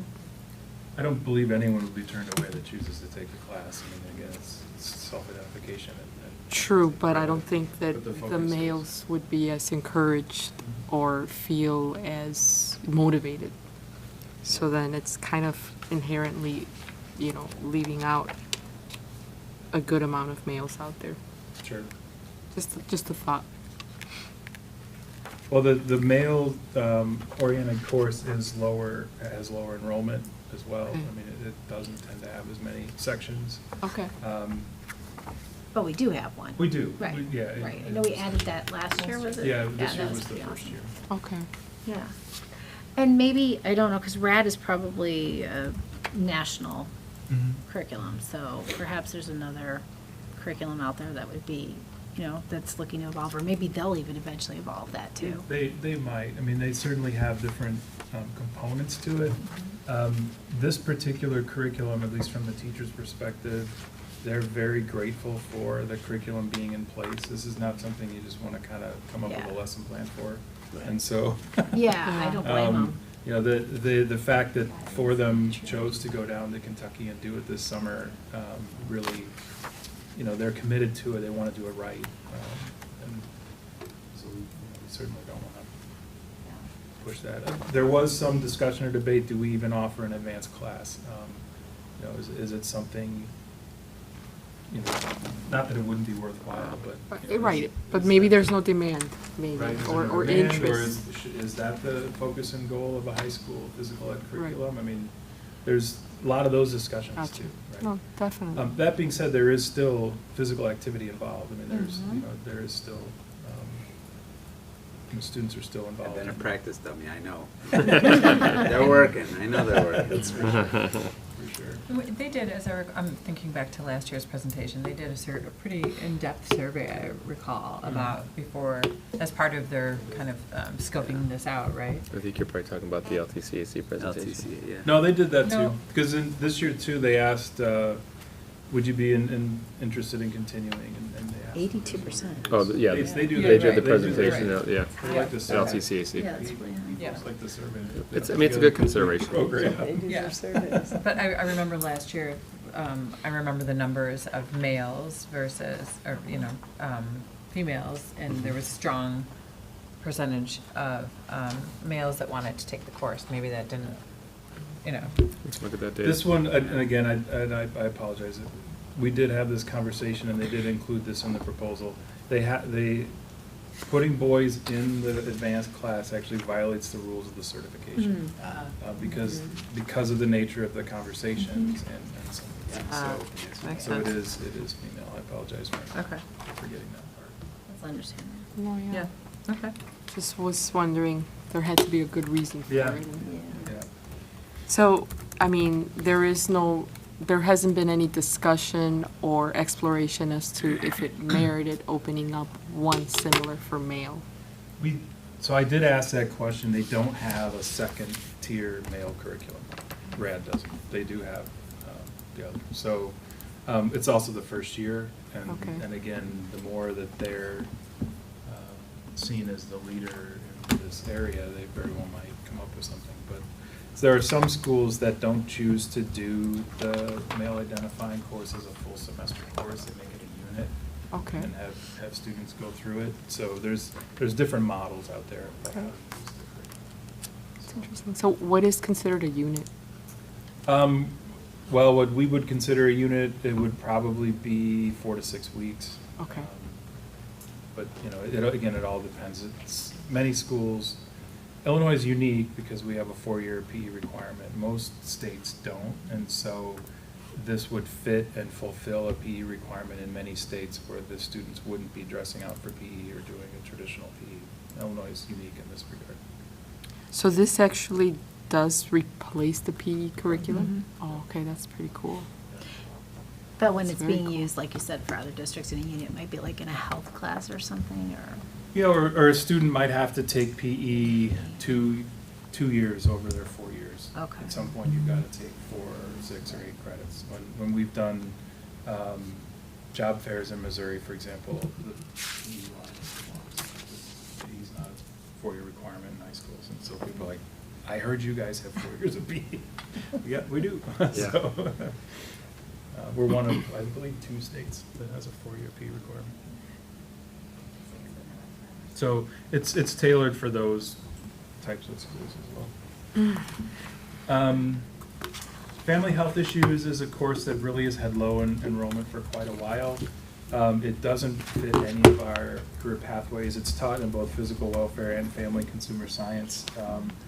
And it's really a course that is covered better in other areas, especially now that we have the healthcare careers course. So they're recommending that we drop the family health issues course from both physical welfare and global studies. It's been running 1 or 2 sections a year,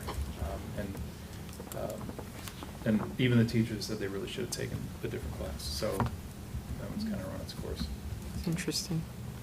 So those are, and then lifeguard training. So lifeguarding is one of the reasons why we had a harder time getting our Learn to Swim back up is we didn't have enough trained lifeguards. One of the reasons why we have a challenge with our adult ed swimming is we don't have enough lifeguards.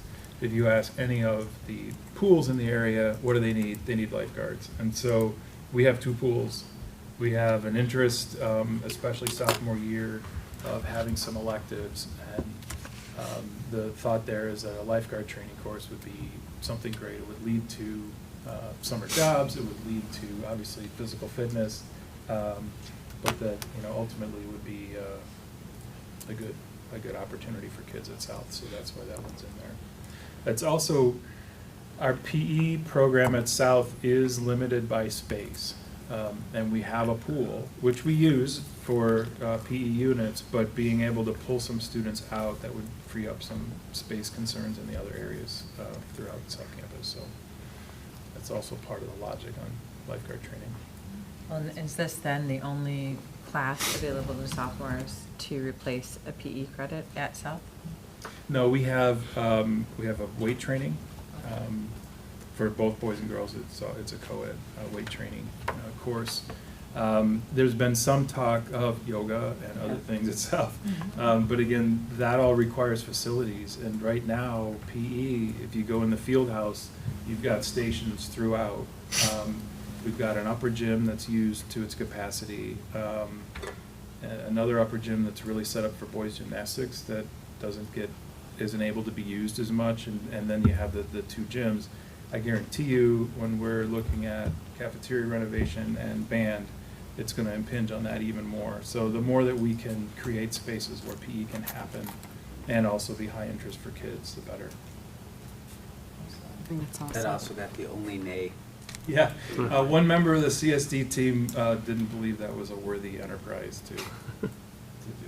Fair enough. It was the only no vote of the day. It happens. The sense is okay. Yep. it Well, happens. he goes, I know, I'm probably not going to be popular, but there you go. So that's everything for physical welfare. Special education has three changes, and they're all kind of big. The transition course integration, if you want to take a look at that on page 23, and the numbers are really tiny in the bottom of your page. The photocopier is supposed to do this, and it didn't do it very well. Basically, we've had courses called Transition Home Living and Transition Physical Education, but as students go through their IEPs and are a part of their transition plan, that team determines what they take. So they're not really taking classes. And so it's always said that prerequisite is a director or designee and IEP team approval. They're deciding this no matter what, and it's all part of a transition plan. So it doesn't really make sense to continue to have a discrete course. And Liz, if you want to add anything to that. I mean, I think that covers it. We don't offer courses in our transition program. We're working on specific goals that allow students to be, or would make a student eligible for transition recommendation from the IEP team. Certainly the parent, guardian, and student are part of that transition planning, and so it's just run differently. We do things that support their independence in a home setting and also support their independence with physical education or physical activity and rec and leisure, but it just is very different than selecting a course like you would as a 9th through 12th grader. So this is more accurate representation of how that all works out in their schedule.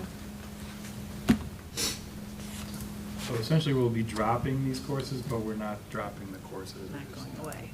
They're just They've not. met graduation Correct. requirements already. Right. Yeah. And they're scheduled throughout their day in that one block. So. For mathematics, we've had for quite a while sort of a different path for math prior, especially to co-teaching. So we often had sort of one-room schoolhouse math depending on the needs of the student. And so we've had a PSD math, we've had practical math, we've had sort of math 1. And really what we're looking at doing is moving away from that math 1, math 2 for a couple of reasons. It's if there's a student who really needs pre-algebra, then we can put them into something that works on that area. But more than anything, moving them into the same named courses as gen ed students. So algebra 1, geometry, algebra 2. We're going to cycle these in, so these aren't going to all happen at the same time. But this is, again, the students who are already and who should be in a co-taught environment have now been moved into that. And so that gives us a chance to think about the students who are in these courses and then meeting their needs more specifically rather than just having math.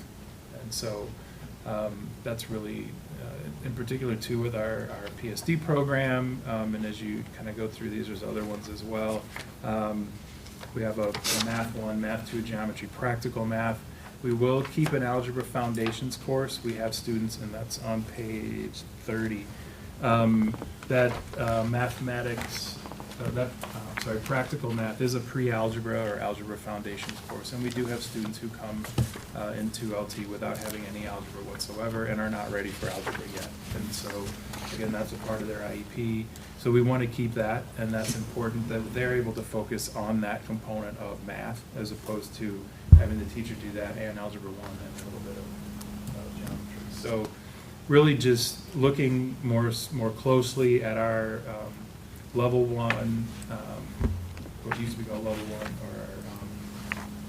or our IEP-based math classes, and having them mirror the other courses, and tailoring doing what you're supposed to in a special ed course, and that's to meet the needs of the student, giving them less. So I know this is something that Leslie's wanted to do for a long time, Melissa has wanted to do for a long time, and now that we have co-teaching, we can do it. I mean, fantastic. Yeah. That's great, fantastic. Yeah, Melissa and the team have worked really hard on getting this up and running. It kind of stagnated during the pandemic, I would say, in terms of moving forward. So she and her team have done a lot of work to get this kind of on the rails, and have done a lot before this more formal proposal to adjust math and to put in some opportunities, online opportunities and things like that, where students would have access to more rigor. Our biggest, the biggest piece, and it's in here, is just making sure that students have the ability to move into a more rigorous math course when they're ready, and not feeling like you're sort of funneled down a path where you can't get out of that path because you don't have the skills to move to the next level. So we're excited about this. I know Melissa's really excited about this. Great, excellent work. Our next one, which is Adaptive Leaders Elective Courses, this is an outgrowth of that Adaptive PE Leaders. It's really to expand it to culinary arts, applied tech, art, music, other applications, so that students, again, will learn how to lead and support a student with an IEP, and then be their partner in a culinary arts class, an applied tech class, an art class, music class. This is something that was always a part of our design with the Adaptive PE Leader. That one seemed to be the easiest one to get up and running. And when Jerry James came on board, he was instrumental in starting this type of a program at his previous district, and just dove right in and was like, we're going to do this one and this one and this one. So you can see that his area is 3 of those 4 areas: art, music, and art and music. And then we also have culinary and applied tech classes. So again, really making that home living experience much more rich, and also giving our students the opportunity to work with each other in both areas. So there will be a class, there would be a teacher for that applications course, and there would be a teacher for the leader course, and then at times they would pair up, and at times they would be separate. So already the numbers for those applications courses are fairly small based on the IEP. So we don't see it being a huge increase in FTE, and there might even be a way to combine. They've already combined it by semester, so we'll have to look at it too. Year 1, semester 1 would be art, semester 2 culinary, year 2, semester 1 music, semester 2 applied tech. Some of the students, I think, who would be the leaders don't necessarily care what the topic is. They want to be involved in the course, but if you really want to do art, then you would know where you are in the cycle. And so that's just going to be a part of the scheduling, and getting counselors to know kind of how to sign kids up for that. But we do that in the fall. We meet with all the counselors and talk about new courses then. And that would be open to both for the leaders, the 10th, 11th, and 12th graders, and for anyone in life home living, 9th through 12.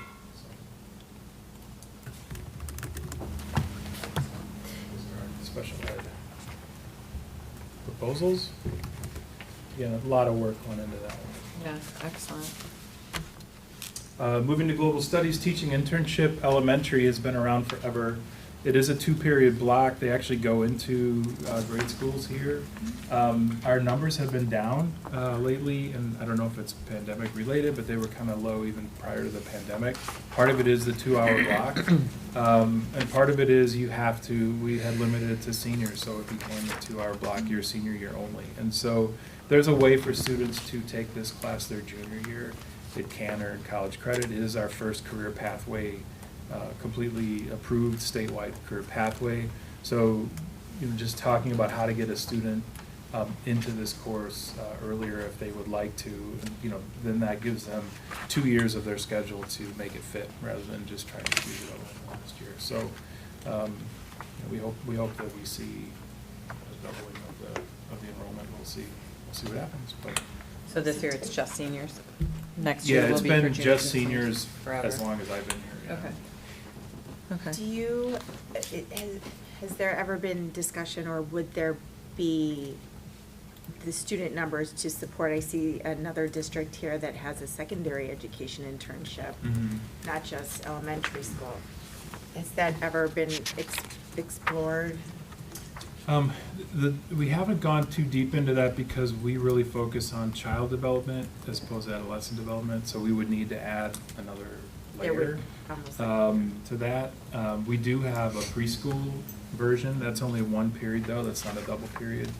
And they go out into classrooms as well, but it's not for as long. The students in this teaching internship actually get to teach lessons. Their partnering teachers actually let them teach, which is awesome. Well, that coverage last year was really impressive, so this is great. It's a great opportunity, great experience. Because if you go to college, they'll maybe let you do some practice teaching second or first. Bless you. Thank Bless you. Great, well, that's the You thing. won't know if you really want to do this or not, whereas here, they're going to be in there, so. Yeah, I hope it does well. Yeah, I know some students that would have probably really appreciated having an opportunity to start sooner Yeah. in that area. And there's dual credit available there too that we just haven't been able to offer because we haven't had enough kids. So that would be something we'd be able to do. What's the threshold for that, just out of curiosity? We've been really generous. I don't know. I mean, when we come to you with the enrollments under 18, that one's been in 6, 7, 8. I mean, it's been really low lately. Oh, gosh, okay, yeah. So we would love to get a full section. I mean, that would be ideal for both semesters. We've had some that we've also had to only run it 1 semester a couple times because we just couldn't justify the FTE for 6 kids for classes. Spread the word. We have advanced fashion and design and fashion merchandising. Now, these are here as a pair. Essentially, again, we're talking about career pathways, and we'll talk more about those later this year, but because we already have the foundational fashion courses, if we add a fashion merchandising class, where basically they're creating and selling their own fashion, we can have another career pathway pretty easily. And so there's a lot of interest. We've expanded. We already expanded the intro course to South Campus, so now we have kids taking it earlier. The advanced fashion and design, we were only offering at North, 11th and 12th grade. So, but if a freshman takes the intro course, they could then also take the advanced course, and they could come over to North and take the new fashion merchandising class. So it really is a little bit niche, but it's the kids who are in it absolutely love it, and we have way more students in that than the elementary ed program.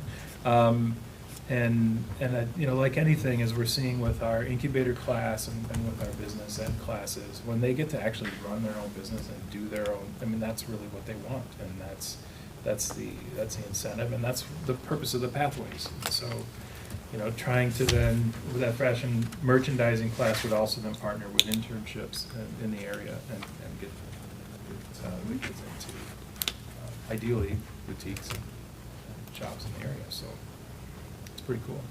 Very cool. And we tend to offer these really cool classes, and so I just keep bringing them because they're a lot of fun. And anytime you can buy 8 torso mannequins, pretty good stuff. Yeah, and the fashion merchandising, it's there are a number of schools that offer it or something similar to it. And that they're listed here too, including Stevenson, Hinsdale, 214, 211. So, and we have the space for it. If anything, the rooms are underutilized, the rooms with the sewing machines, so this would be great to. Well, and again, to your point, it's another career pathway, so that's huge. They get, the merchandising class gets full body mannequins. Wow. So we'll do our own project on that. So those are the applied tech ones. As far as social there's another one, accounting. Accounting one is just a change. It's always been at the prep level, but it is a lot more challenging than that. So the recommendation is to make that an accelerated course. So that's really a small change. For the other one in global studies is a new course. It's a new AP course called AP African American Studies. It's a year-long course, and there's been a lot of discussion both here and with the College Board and through College Board about this course and where it should be and who should teach it. It seems to be landing in social studies courses, and so that's where we have it as an African American Studies course. It would be offered 11th and 12th grade. It would be an AP course. It is a full year course. The curriculum has been, it went through a sort of an embryology stage. They tried a lot of different things. They landed more on the curriculum for this year, and next year they will have really worked a lot of the kinks out. So we think now's a good time to really consider doing it for the fall of '24. It would be elective credit, social studies electives. You need 3 in order to graduate. We offer 2.5. This would give them an extra semester, but it would be it's something that our students have been asking about, and so offering that we think makes a whole lot of sense. We're also trying to see if we can bring more voices into the course as instructors. We're not calling this a co-taught class, but if you imagine 2 sections at the same time with 2 teachers in a room with no wall, so that you're really looking at about 50 kids with 2 teachers at the same time. That's what we're looking at for this. That's kind of how American Studies works, but it's English 1 semester and social studies, or English 1 period, social studies a second. This would just be 1 period, but you would have both teachers in there. Tag teaming that. That's great. Very cool. We're looking at maybe having a language arts teacher being one of those, so we would have history and language arts, because that's kind of where they were debating where to put the class. And we think that sort of would pull it together. That's great. Yeah. Very awesome. Yeah, looking forward to this. All right. We're getting close to the end. Moving into math and science, you don't have the time or interest to understand why we named our courses the way that we did. But we've had our math classes. They were actually built this way with these 131, 132, or 141, 142, 252, when we had staggered classes. So pre-Edgenuity, when you failed a math class, we made you retake it, but we didn't make you wait the whole year. You jumped right back in and you retook first semester during second semester. So we had all these codes so that they got put in the course with the right content. We've stopped doing that. We've moved students along. We've given them the Edgenuity for what they've missed. We've supplemented where we've needed to, and so that sort of model is gone, but we just hadn't cleaned up our course titles. So no one understands what these things mean. Gotcha. It was 4 division chairs ago when we invented it. I was around. I was the curriculum director when we did it. And it made sense then. It just doesn't anymore. So rather than having Algebra 2 Prep 231, 232, Level 3, Algebra 2 Prep Level 3, right? Just simplify it. So that's sort of a blanket. housekeeping thing. Physical science prep is a course. Over the last 3 years, we've been readjusting what used to be our humanities program. We had a humanities program that was social studies, world history, and English. And then there was a physical science prep, which was not biology, it wasn't chemistry, it was sort of a mix of all, sort of an intro to science. We also then had because of that, we had a bio class sophomore year for students who hadn't had biology yet. We've slowly removed all of those, and this is the last one. In fact, we didn't put anyone in this course this year either. When we made that switch to co-teaching, when we've done more with EL supports, bilingual, you'll see in a minute, really, we've provided much more supports in the prep level bio class, and didn't see need to continue physical science. So again, we're just cleaning up the APG. No one's in the class now, and just sort of move on from there. And keep supporting kids in bio prep, which is where they all are. Either in bio prep or bio excel. And last but not least, you've heard us talk about a bilingual program. In order to have a bilingual program, every core graduation requirement needs to be offered as a bilingual course. We didn't feel we should wait a year to get that approved, so we did go ahead and do this. But we are bringing it through for approval, again, just because we want to make sure that everything has been board approved. And we've added some new courses. Some of them are running this year, some of them haven't. But we went through every one of those core classes and added a new code and an EL component to it, so it is that bilingual course. So we may still want to bring in a couple more courses. One of those that's not a core course, but that's on here is college algebra. If you take college algebra and get a C or better, you are automatically into credit-bearing math at College of DuPage. And so we want to make sure that that's a part of this flow for our bilingual students, because often they get caught in the English support classes that are remedial, and they are paying tuition and not getting in the same with math. And so that's one of those sort of unique pieces here too. But all of our core graduation requirements have an EL component. And if you wonder why that college algebra says TM002, that's what the state requires, so that the college goes, oh yeah, we got to count that. So. This is amazing that you're able to add all of these this year. We hired how many people, Ed?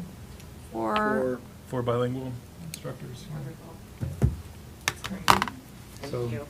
they're working at it. Yeah, I was gonna say there's So what do you do on with the all of students this. that wouldn't be appropriate placement with our EL students?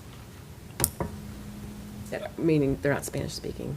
They're still in these courses, so They're not, because how do you put a student in there that might speak Polish, but they're So teaching Spanish? these aren't full bilingual in the fact that the instruction is not entirely in Spanish. Okay. But it's co-taught basically bilingual. And so we have a gen ed bio teacher and we have a Spanish-speaking bio teacher, and they're partnering. So it wouldn't be a disadvantage for a student that didn't speak Spanish? Correct. Okay. Correct. There are students who speak Lithuanian, Polish, Gujarati, they're in the same class. Okay. Where we can provide paraprofessional support, we do, but they're all also, a couple of things with the bilingual, we have to offer an English language or a Spanish language arts class that's a little different, but the students who aren't Spanish speakers, they are in with the regular English learner Okay. group. And then, will you then do paras for those students in that class? Like because If how we would you can, I support mean, them? we support them as English language learners, so we don't necessarily have a paraprofessional who speaks every language of the students. Correct, but how would you offer support to them within that class? Through regular English learner Techniques? techniques, yeah. Okay, like pushing in and those kind of things, and vocabulary and everything like that? And using, having Google Translate, so they're able to take materials and put it in their language. What if you have a student like my son, for example, that came through that didn't have a language? He was an English, and that's where, like, I think Right. some of that came through, like, where he didn't have another language. Right. So, but you had, he was an English learner because of the access scores. Uh-huh. but didn't have another language to translate to. Right.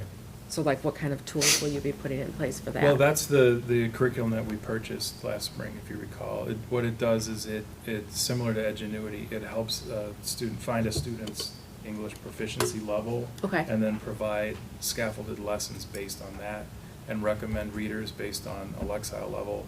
So the program helps really tailor it to the specific needs of the student. So that'll be for all the students Yeah, within that's- all of them? that's- Okay, that's not brand just new for. this year as well. Perfect. Yeah. That's great. Thank you. So, yeah, trying to individualize as much as possible the English learning component. The bilingual is a little tricky because they're supposed to be taught in Spanish. Well, that's why I was wondering, when you're doing a bilingual Yeah. class, how is that working? So they are pulled off to the side, so that a lot of it is to the side. It's also using co-teaching sort of models. We'd love to get to where we have an entire class just taught in Spanish. We certainly have Spanish for English speakers already. The Spanish language arts is coming through there. We've had sections of world history and health in the past, even as EL focused on Spanish. So again, when the numbers are right and we're able to do it, our numbers keep growing though. I mean, what are we up to now? EL, we're 76 was my last count, I 176. think, but that was 2 weeks ago, and honestly, we get a lot of transfer students at the beginning of Probably that. over 180 by now.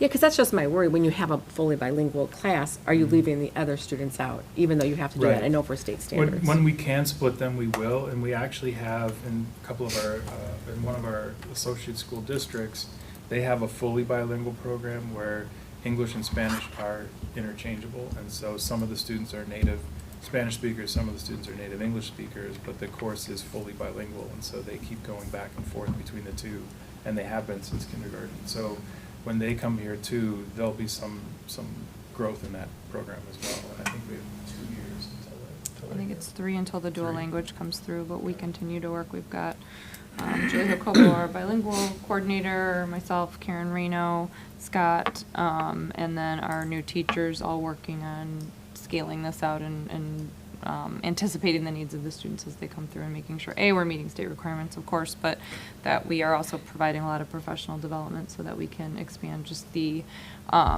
support that any teacher can provide to an English learner or somebody who is, working on English as a language throughout the school. So it'll continue to grow and become more sophisticated as we get through, but certainly so happy this year to be able to offer this at least bilingual program. And working with our state auditors, they helped us to kind of start with this model just to be able to offer as many classes as possible, graduation Which I think is requirements. amazing. But I just worry about if you're talking about you're bringing a Spanish speaking teacher in, then what about when you have a class when maybe you have like 20 kids in the class, 15 of them are Spanish speaking, the other 5 are different languages? How's that gap bridged between the different languages for them when you have a teacher that's brought in to be bilingual? It's a definite challenge. We have, I think, 17 additional languages, in addition to Spanish right now. And some of those, it's one student, and so it just becomes, So that's where your logistically scaffolding will difficult. come in? Absolutely, and using all the tools, like Scott said, technology tools, working on English attainment skills, so it's really not specific to what language, just how do you work with a student who doesn't speak, whose English is not their first language. Using all of those tools, it's not easy, for sure, and again, it changes year to year. Those 17 languages, sometimes it's 20 different languages, and the languages within that number change every year, so it's just trying to keep up with that, make sure we know who's in our building and what supports we can provide, and certainly when paraeducators are an option or other teachers with other languages, that's supportive. And do you have like goals that are tied to the access testing, then to see some increases in that? Like, do you have goals that you've set then for that based upon this? The state set some goals in terms of improvement in access scores, that attainment for every student that's factored in. We certainly are hoping that access scores are improving based on our support of students in And I the know it's like a program. year behind. Yeah. It's so hard to measure that because it takes so long For sure. to come out. And it's very individualized based on their attainment. But to see and some their progress. growth, do you have, so you haven't set any goals right now to see some growth based upon this? I think I'll have to go back and look. The state, or there are certain goals for each, or there are goals for each student based on their rate of improvement, so that would be very individualized, versus like a whole building goal of like, we're gonna improve by X amount. Right, and I know when you get to different levels, it improves differently, and then there's a bump up in the testing for there. But I'd be curious to see, you know, I mean, maybe like 2 years from now, clearly, because of the, you know, the lag in the testing and the results. I'd say Karen and Julie last year worked with students in a different way about like access scores, talking to kids about what they mean. Absolutely. And then also setting individual goals with kids. Because I would love to see that, like within a classroom, to say, you know, maybe you're proficient in this, but you're not proficient in this. They actually And to have that. they ran some prep, to Jen's point. They ran some prep before to give students just global understanding of what is this test that I'm taking? Why do I have to take this? Right. What am I going to be seeing? What is it going to look like? What is it going to feel like? And I think just from that, you know, we'll get the scores, but just giving students more awareness of what the heck love they're that. sitting down to Right, do. because it's a hard test. It's hard, and they do it every year, and it's, you know, you think by the time a student has taken it a few times, they know, but it is interesting how many times we talk to students and we're like, I don't know, I just walk in the room and take the test, I'm not really sure what it is. So for those big scale tests that aren't part of their day-to-day. So we, Julie and Karen did a really nice job. And Christine Zeman, to our coordinator of assessment, she's much more involved in terms of that test prep as well, so it's been great. 'Cause I would love to see some of the components of the class kind of mirror some of those on the test. They definitely are looking at all those standards and using that in their That's great. in the skills that they're building into the class. That's kind of part of the overall design in terms of So the class is kind of more, not teaching to the test, that's not what I mean for it, but giving those skills that will be teaching to the beneficial. skills. You need the Right. listening skills, the speaking skills, the writing skills, so that's what you're really honing in on. I love it. Thank you for the explanation. On those tests, that's good. The one caveat with that, with bilingual, is the state requires if you have a certain number of students who speak the same language, that you offer a bilingual course, and that means it's taught in the native language of the student. And so there's philosophical debate throughout the whole country on which is the best way to go, to individually tailor the student to learn English and not do it in combination with their native language, or to do the bilingual, which is learning all of your courses in Spanish, or whatever your language is, and learning English along the way. So there's sort of it's a big philosophical debate. And so we only have one language group that fits the bilingual mode, and that's Spanish. There are some schools that have 5, and so they're teaching Gujarati, they're teaching Serbian, they're teaching English or Spanish, you know, they're all bilingual. Some of them are like, oh, we don't have any idea where to find a Farsi bilingual health teacher, right? So it's a challenge, but you know, for us, Spanish is doable, and it is our biggest group, and so there is a bit of an interplay there too. But it is one of the concerns we had, though, was, are we just going to pull all the Spanish kids out of the Yale program and then leave this sort of melting pot of I mean, that's what I was like, 16 when you were going with the languages. bilingual, Yeah. like, are you taking like, what is it, 60-70% of the kids are Spanish speaking? You know, like whatever that percentage might be, and then are you gonna teach them differently? Because I know you're required to have them bilingual, but is it still meeting if you have the other kids in the class that are not Spanish speaking? Are you still meeting the state Yeah, as requirements? we've gone through our review, they were like, yeah, that makes sense, do it this way, try this. So, okay. So the state has given us, I wouldn't say a whole lot of advice, but they've given us some clear guidelines of Okay. what works, what. How you can make counts it here, happen. We have to have the full-time bilingual program for our Spanish students. It Right. has to be a Spanish bilingual program because of the numbers. The state encouraged us to use a co-taught method because of the number of graduation requirements, and it allows for, we have 4 teachers. Obviously, they're teaching more than just one type of course. They're not, you know, it's not just one teacher teaching only English courses. We've tried to group them as much as possible and reduce the total different number of classes, but it allowed us to expand and have more classes immediately available. And then as our program expands, we'll be able to make sure that. So do you foresee it then going where you have one solely Spanish speaking and then one for the students that are non-Spanish speaking, to split them like that? Again, to Scott's point, there's sort of a philosophical piece of that, which is, do you want to pull out and have students working in more of a self-contained classroom, or is that inclusion piece and working alongside native English speakers helpful. So you can So do there's it- no, you can there's no think about like it. thought, it's just, I this mean, is. if we had 400 Spanish-speaking numbers kids, matter. we would absolutely have all the courses taught in Spanish, but our numbers are, it's 17 languages, about 180 kids, and so, yes, Spanish is by far the biggest, but we have a wide range of languages.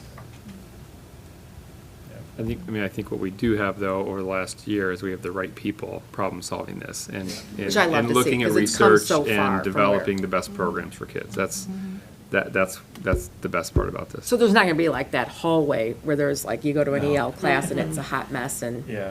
every No. test is, like you've got a backlog to retest to have someone help you with that. I think that's the best improvement that there could be. Yeah, and these classes range across both campuses. They're all integrated within every hallway. I think it's amazing. Similar to special education, there's not like, you only go down this hall if that's the class you're going toward, and we want to definitely stick with that. And I know sitting in on the PD at the beginning of the year with all the teachers, gen ed and the bilingual counterparts, it was definitely an idea of supporting students to feel empowered to use their native language to support their English attainment. So working with teachers on honoring that, acknowledging that, and encouraging that, because that helps them learn the English, technical and academic language better when they can use their native language skills to support that. So that's, I would say, I guess, our philosophy. It's not like an official philosophy we've put down on paper, but that's what we're. For the students that have a native language to use. Mhm, absolutely, yep. So I have a question. What happens when the students graduate from the Access program and get those passing scores? Do they leave the bilingual program or do they stay? Like, what happens with those students? So far, we've had pretty low numbers in terms of students exiting out through access testing, and so we haven't really had, and we didn't have a bilingual program, so we really haven't had a lot of experience with that yet. So that's something that we're going to have to think through in terms of where students would go. Certainly, if students are ready to be in a class without that language support, and we work with the family, and that's what they want, we would allow that or acknowledge that, honor that, but we haven't really had a ton of students that have exited out through access scores.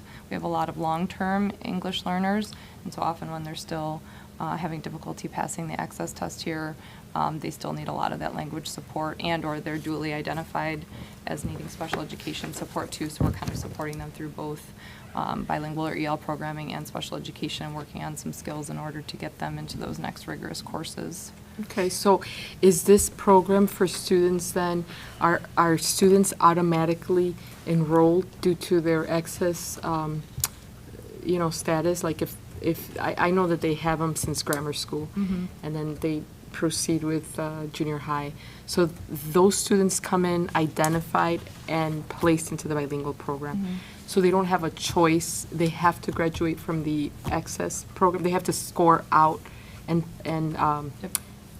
you know what I'm saying, graduate from the access program. So Parents can also is that right? refuse, though. There's parent refusal as an option as well. So there are parents who will say, my kid has been in EL classes for 6 years, we don't want to do that anymore. And so Okay. they're in gen ed classes. We, Okay. Karen and Julie articulate with all of our associate schools, and so they're looking at access scores. If we don't have access scores, certainly we're screening students as they come in. We're gathering all that information as students transition from our associate schools and then working on placement. So it's individualized in that way. They're having conversations with the staff at our associate schools, the families, and making sure that students get what they need. Again, we have students that are duly identified or need other support, so then it becomes that decision point of what is the best class placement for that student based on the skills they have, and even within that access score profile. Okay, thank you so much. Thank you, guys. Of course. Huge improvements, I mean, huge gains, and it's exciting to see where this is going to go. But amazing work. Very challenging. It's Yeah, a we're lot of excited. growth. Yes. When I was starting as an assistant English chair, we had one EL teacher in one classroom at South Campus. And that was probably 1998. So the growth has been exponential as well. Yes. And I love seeing the work that you guys are doing on the special education side. I think that work is tremendous. Question I forgot to ask about the mass sequencing, was there something you put in there about C graphic? Is that graphic in here, or is that something you can send us? For which one? The special ed math sequence. From here, do you mean In, this book? in the description, it said the proposed course long recommended by. That's in here. That's okay. If another time you guys can send that. I'll make sure to add it for the. I didn't see it in here. What page was that? Tim? So I'm on the. Oh, yeah, I know. Board It's doc that 31. has the. On page 31? Wait, was that the cross-categorical math course sequence? Special Oh, ed page math 31. sequence, Right here. it's the Page line. The reference to the graphic is on page 34. Yep. And here on the Oh, it's packet is in here. page 31 physically. Yeah, I thought it was. Replaces the current course sequence for students with IEPs who are recommended by the IEP to participate in self-contained cross-cap math. See graphic. You see Yep, it? that one. No. Well, he said, Thank you. that's what he Uh-huh, put. right there. Yeah. And That's we're what gonna I have a thought he second said. read And then it does of this in Yes. October, and then likely ask the board for a vote in our regular action meeting. We would do it September 18th if the board is ready. First read, The second read. second We're not, read. we're technically move bound by quickly, right? policy Yeah. for second read, Right. but we could also, if there's Yeah. more discussion required or more questions, we can also do it in October. Yeah, okay, Go well, I with- mean, is the board ready to move this on to a second reading in our regular action meeting? Yeah? I think you guys probably need the time to Yeah. It would help, yeah. start moving things Yeah, along. let's do I it would then. say so. Let's do it, and I know there were just a couple of outstanding questions A that. couple of questions, you'll obviously get administrative recommendations, I think you probably know what those are. That'd be great, perfect, that's great, thank you so much, Scott. I do have one more question though, Sure. just in general, if we're gonna, instead of bringing it back. So for like, I know all the PE classes have an academic approach to them too. Mhm. Like, so yoga will have that, those kind of things, like a Correct. test that you would need to take? Yeah. Okay, Yeah, and they also are doing the SEL standards, so there's still SEL lessons in all of our PE Perfect. classes. And then there's also physical fitness, so they also do, you know, the different, the run the mile and all that sort of stuff that everybody hates, but yeah, they all do. so they all have those components? Yeah. Okay. Just to clarify, Jill, it will come back. You said it won't come back, it will come back on September 18th. Well, right, but not for like a big discussion.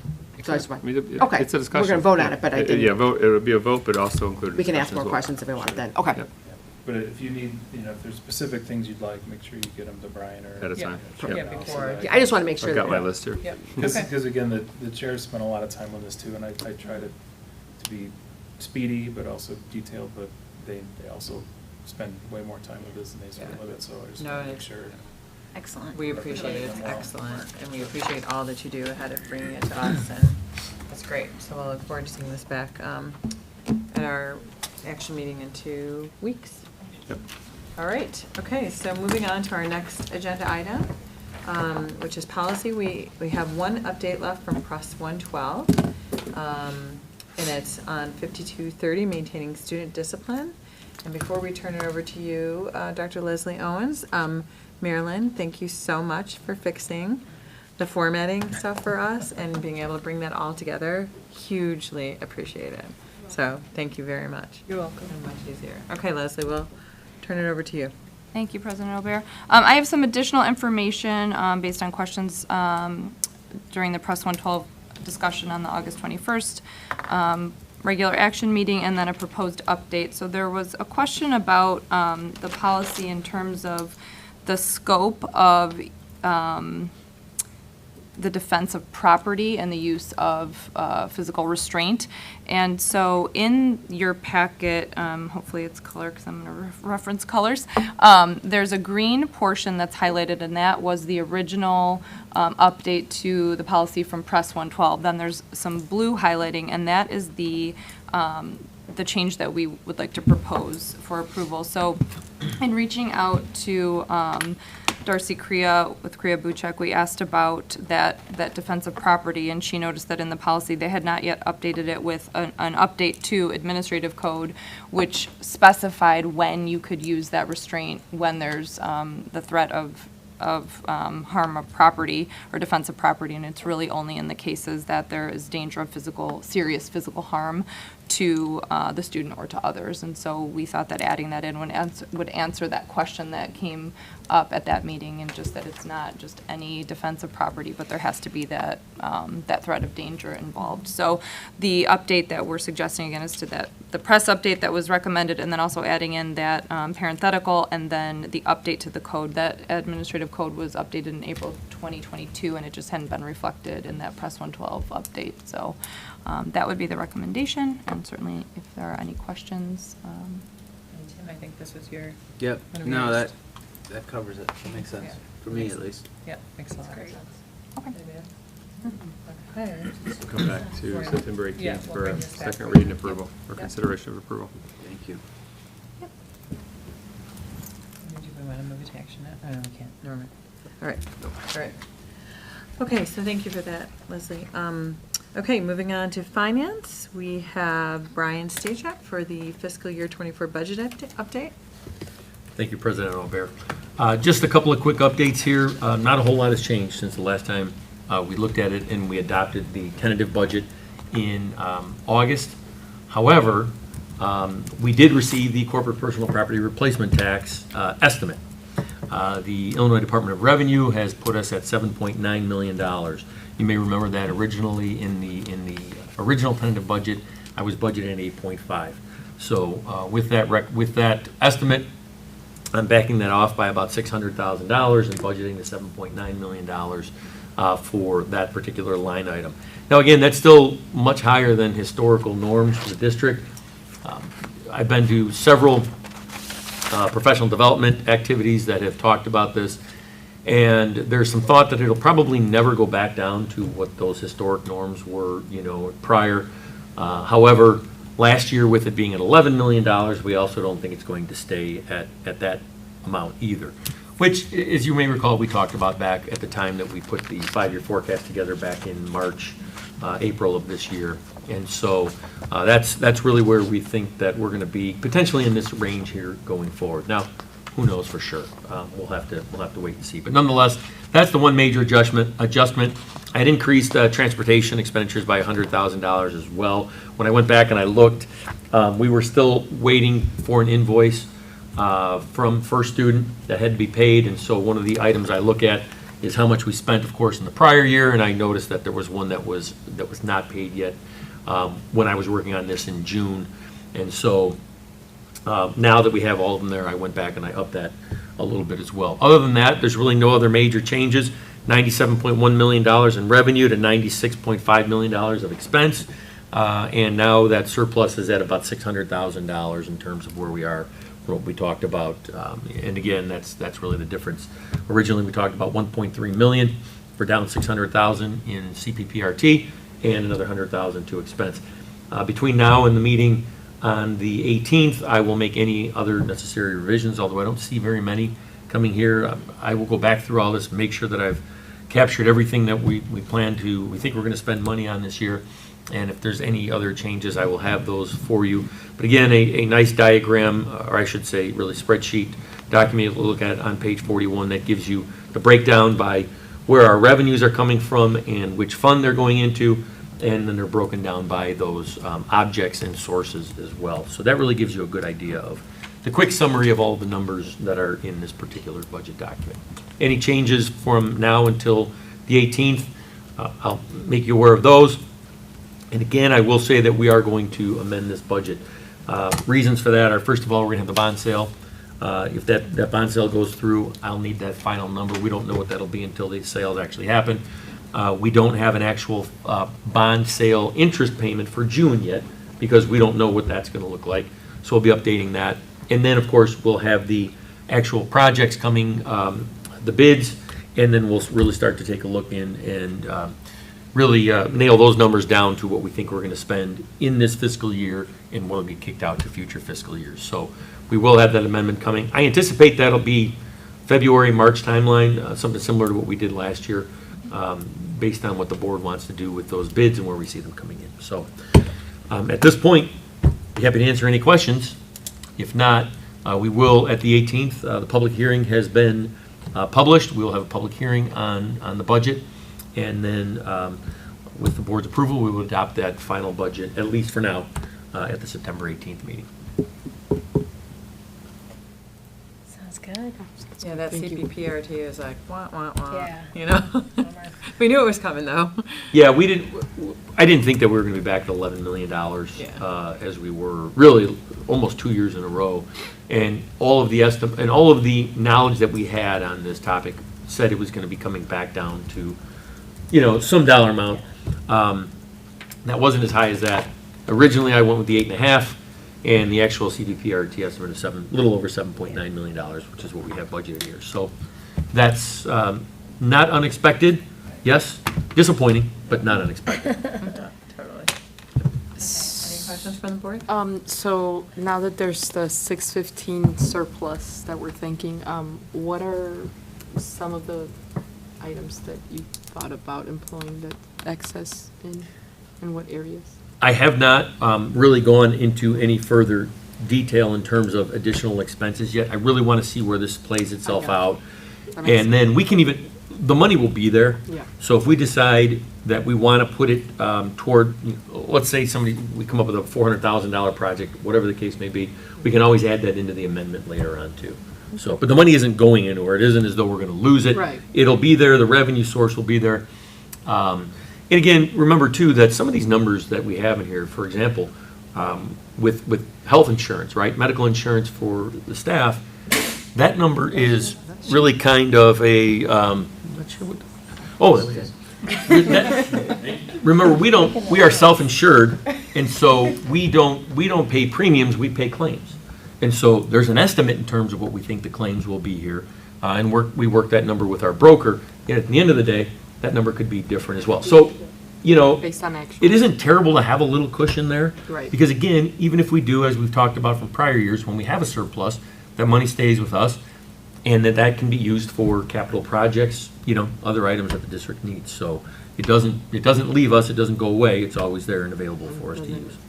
Yeah. We also have some unknowns with what the bids will come back with all the Yeah, we do. projects we just talked about, and we'll obviously have more clarity on that in January. That's so a great December, idea. January. We do. And we've also seen a real uptick in some of the B&G items that we've had to repair or replace this year as well.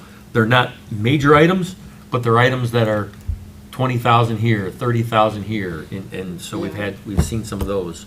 One of those items, you'll see the staircase out here in the back at exit 1 has been replaced. That was the one that was sort of crumbling, and so those pieces, we've had a few more of those so far this year than what we had anticipated. So we'll keep taking a look at those. So basically, this money has just no limits on it. I mean, it could be used towards anything, so. Assuming that, again, this is something that would take place after June 30th, right? We would look at all the revenue, all the expense, and if exactly everything plays out the way it would be here, whether we have a surplus, that money's ours, it doesn't go away. And if we have a deficit, we own that too. So I don't anticipate that happening, but certainly, that's a slight possibility. Thank you. Sure. Anyone else? Okay, moving on. Yeah, thank you so much, Brian. You're welcome. Moving on to our final discussion item tonight is the continued Board of Education discussion of consideration of engagement of a land use consultant, appraiser, and other professional services related to Willow Springs property. And Brian, Dr. Waterman, I'm going to turn that over to you. Yeah, I just want to share a brief update on kind of what's transpired really since the last meeting, but I think it's important to recap sort of where we've been and where we are as of tonight, September 5th. Just going back to August 7th, during that committee of the whole meeting, the board publicly discussed the ordinance and the moratorium that was approved on June 5th by the Village of Willow Springs regarding the District 204 property. During that meeting, the board also authorized me to gather some additional information from land use consultants, just taking a look at the services they provide, scope of their work, estimated costs, timelines, all of that, and really any additional information that we could gather. Going back to that meeting, really the goal of the board, my recollection, was really twofold. It was to really that engaging with a land use consultant could potentially be beneficial in providing the board with important information regarding the property for any future decisions, discussions, whatever. But then also in providing a land use consultant with really vital information to ensure that District 204's voice is included in any potential proceedings related to the village's ordinance. So 2 weeks ago, on the 21st, I shared just the wide range of services that land use consultants provide, services and costs, and timelines, to be honest. The board consensus from that discussion was that finding a firm that can gather some additional information or initial information through a market analysis or appraisal, but also include a community engagement part of that, was really, and also complete it for a reasonable cost and within a similar timeline as the village were kind of the main talking points on August 21st. And so since then, in the last 2 weeks, we've reached out to 9 additional firms to see if they could help us here. 3 of them did not return our phone calls, but we did speak with 6 of the firms. I spoke with 6 of the firms. 3 of those 6, after hearing that our whole scope and kind of what we were interested in, said, thanks, but no thanks. We're not interested in submitting a proposal. 1 firm has submitted a proposal. I shared that with you guys on Friday. 2 of them have indicated that they will submit one by this Friday. So I think until we get all 3 of those proposals, I know I'm certainly not in a position to make a recommendation right now, but assuming we get those by Friday or Monday at the latest, I'll review those and should be prepared to provide a recommendation for the September 18th regular action meeting. So that's kind of what's happened since over the last 2 weeks. Which is a lot. Yeah. I mean, you've Thanks, done, Rachel. yeah. Yeah, that is a You've lot. done a lot of additional outreach, and it seems like you're still getting kind of an array Yep. of information back, but it seems like it's starting We're getting to narrow in. Right. Which is great. So I think we'll be in a good spot here in 2 weeks. Any questions or discussion from the board? I guess there hasn't been, I mean, there's been a lot of work back end, Yeah. but not a lot of new information to share at this point, so. Right. Right. I appreciate that. I guess the only thing, and not for today, but for that discussion, I think it would be important for us to decide before we do anything, whether or not we truly are all in agreement to sell the land, first and foremost. And then 2, if we are, as part of the appraisal process, or whichever direction we go, obviously there's a potential land swap issue that we may need to address first. Would that impact an appraisal or land use? Do we need to have discussions with the park district in advance of that? Because it could impact all of it. Sorry, it's just something I've been thinking about. I don't want to throw a wrench in anybody's plans, but I do think since that parcel, it may make sense to have that resolved, I don't know, before we go all in on it.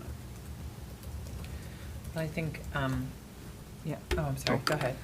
I was gonna, I mean, I appreciate where you're coming from, but from where I am, like, I think when Brian had stated, why maybe we want to engage a firm, I don't have my mind made up if we want to sell or not. Okay. What I'm looking at is, and I've given it a lot of thought too, hearing different things, is my key that I'm honing in on is it's vital information for us to present our voice at the hearing. So because of what is going on, that I feel like, LT needs to have their voice heard. And I know there's been some input that I've heard.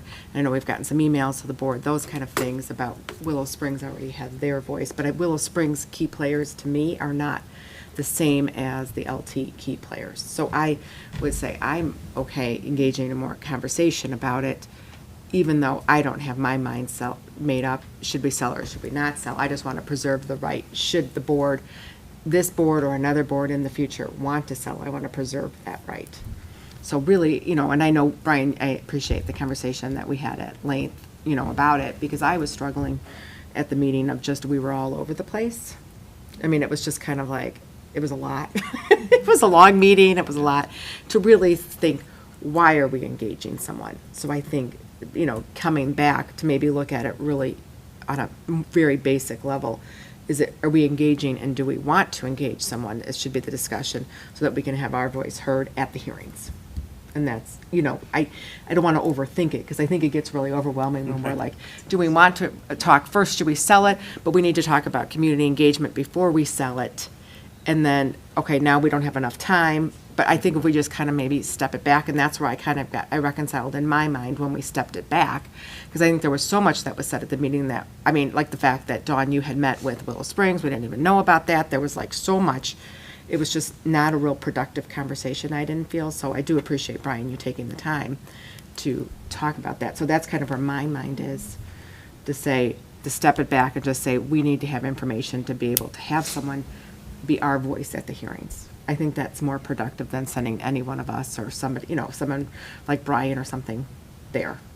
So I appreciate continuing the I conversation. think that point of clarity is really helpful to me, and I read that through, I think with like one of that sample proposals was that voice, someone there who is kind of the conduit and has, I like that word, the has conduit put a for it. Perspective from the point of LT, so I do really appreciate that, and that's where I would almost want to go step it back a bit. That's too. right. And I'm not, I guess, Tim, yeah, I guess, because I totally get where you're coming from, because those are so many things, but there's even more than that goes into that kind of discussion, and I guess I'm not at a point too either where I would know, how I feel about selling or not selling the land, but I think having someone be able to express the LT voice as part of the process is really critical, and if you can ensure that you can get somebody to do that, that would be really helpful. Right, I mean, but it may not always be like a land use consultant. It may be somebody else that we don't know of. So that's what I think that our unknowns on our side. Right, because from our conversation, Brian, we had spoken about, most of these land use consultants were used for the developer. So, I guess my question is, and if so many of them if you're talking that I don't remember the numbers you just said, but like half of them didn't call you back, and then another half weren't, when they did, weren't engaged. Is this the right, is a land use consultant, what we're referring to a land use consultant, the appropriate person to be reaching out to have our voice heard there? Is that? Right. I don't know who that is. That we don't know of. That was the original recommendation, to engage with a land use consultant to help the board through the process down in the village. I think the important distinction, though, is it really does depend on the board's goal. And the board has two goals, as defined in a previous discussion. Those goals have two different timelines, right? If the immediate goal is to work parallel with the Village of Willow Springs, there's a timeline associated with that. If the board's goal is to ultimately sell the property, there's not really a timeline on that, because that could happen next month or next year or 10 years. Can't we run those concurrently, though? I think that's where I'm. Well, I think the information gathered helps with both situations, Right. but it's the timeline that's different. Right, but we can have one timeline to represent our voice and another one to Right. engage if we They're want, different. if the community and we as a board want as a whole to move forward to sell it. Right. I think that's much different than engaging, than having our voice heard. Does So that- to piggyback on that too, because I agree with you, like, I don't know yet, because we already talked about this ad nauseam last time, but just needing Never ended. information, I know. But, and I do think the community engagement piece is very important, but I don't know if we need that by the end of the year, or if we just need a plan for that, based on the information we get, based on the Before we would go conversations sell with it, the would we have that village. community Right. engagement place? Like, just stepping it out one at a time, and all of the questions that you pose are really important, but it depends on what we learn and decisions we make along the way too. So, I'm also questioning a traditional land use consultant just based on, like, I think on Friday we'll know more if that's the right path, because just based on, what you just shared, maybe that's more than what we really need right now. At this So point, we'll yeah. find out. Yeah. Yeah. Well, I just appreciate everybody backing it up, because I think we were it was like, oh my gosh, we want to engage. It was so rushed that, that's why we probably didn't have a good conversation about it. Like, it was a very circular type of conversation, as we didn't even know what direction we were going in. Well, we So also- I appreciate you backing it up. Yeah, we also didn't have the information that we have now through you talking to 9 other firms and so forth. And I think I agree with everything that all of you are saying here. And there are still pieces of information that we would need, even to make the decision, do we sell it or not? We still have not had an appraisal at its current zoning. And if we're going to look to sell that property in the current zoning, and let's use housing as an example right now, the appraisal is gonna give us, the, projected value based on current market situations. So just that in and of itself is gonna be a piece of information that may cause us to say, yeah, this is not the time to sell it. So there's still quite a bit of, hard information that I think you're learning about through your outreaches that we can still gather that helps us in all of these things, that helps us have. I don't think this conversation really is about if we're selling the property or not, is how I'm No, seeing I this was answering conversation. Tim's question. Right, but I mean, that's where, like, I see it as, do we want to preserve our right to be heard? It is about that, and in the process of doing that, we're gonna learn some factors that may help us in vetting out some of the other things, to your point, where it may not be the right time and space now because we don't have some of that background information. So we're gonna, I'm looking forward to 2 weeks from now, and I think, I appreciate all the efforts that you've made, and, we're on the way to getting some better information, which is great. I have a couple questions. What input are we seeking from the community? When I hear a lot of, we need to seek community input. I mean, we can get a widespread of variety input. So I guess where I'm coming from with that is we do need to have a targeted purpose, with what we are seeking from the community. And do we know what that looks like? What kinds of, what are we asking? Because I think there's two things, very simple. Do we want to sell or do we want to keep? And if we want to keep, there's got to be some rationale behind keeping it. What are we planning on doing with that land? And if we want to sell, we want to sell for a reason, right? So in my opinion, it doesn't make sense. It does, to Tim's point, that has to be established first, okay? And then we can talk about if it were to, want to sell, then we get the appraisal, because an appraisal does have an expiration date, right? And we would move forward with that path. But I'm curious to know then also, what timeline are we talking about as far as when you said there's the timeline of working parallel with the Willow Springs Village, right, with the village? So what, Yeah, so I know they've- they have the moratorium until February. Till March. Till March March, 1st. And right. but they've articulated that they would like to complete their study of the property by end of Okay. the year. So that's the timeline. So if the board is interested in meeting that timeline, then it would be end of the year. But meeting that But there's time- no requirement to do Right. that. But not for the community engagement piece. I think that's what the conversation is tonight, is that we need to walk this back a little bit. And the community engagement piece may and will be important at some point, but it might not be right now. Then in order to satisfy the other objectives that we started with, that we need to. Right, but I'm still trying to understand timeline. Why is there a timeline? It doesn't have to be a timeline. Right, no, The but- village has communicated that they're going to complete their study of the property by the end of the year. In the ordinance. Okay, So right. if the board wants to do a similar study of the property in the same timeline, then you'd Right, want to but do we it don't as well. have to You don't do it in that there's same no- There's no timeline. there's no legal requirement to do anything with the property. Keep it, sell it, study it, appraise it, get input from the community. That's what these board discussions are really about. Okay. Right, but we also don't know what Willow Springs is intending to do with their study. Like, they haven't shared that with us. So we have no idea what all things they're looking at with their study about our property. So it might not be apples to Or apples. about the district's property. Definitely not.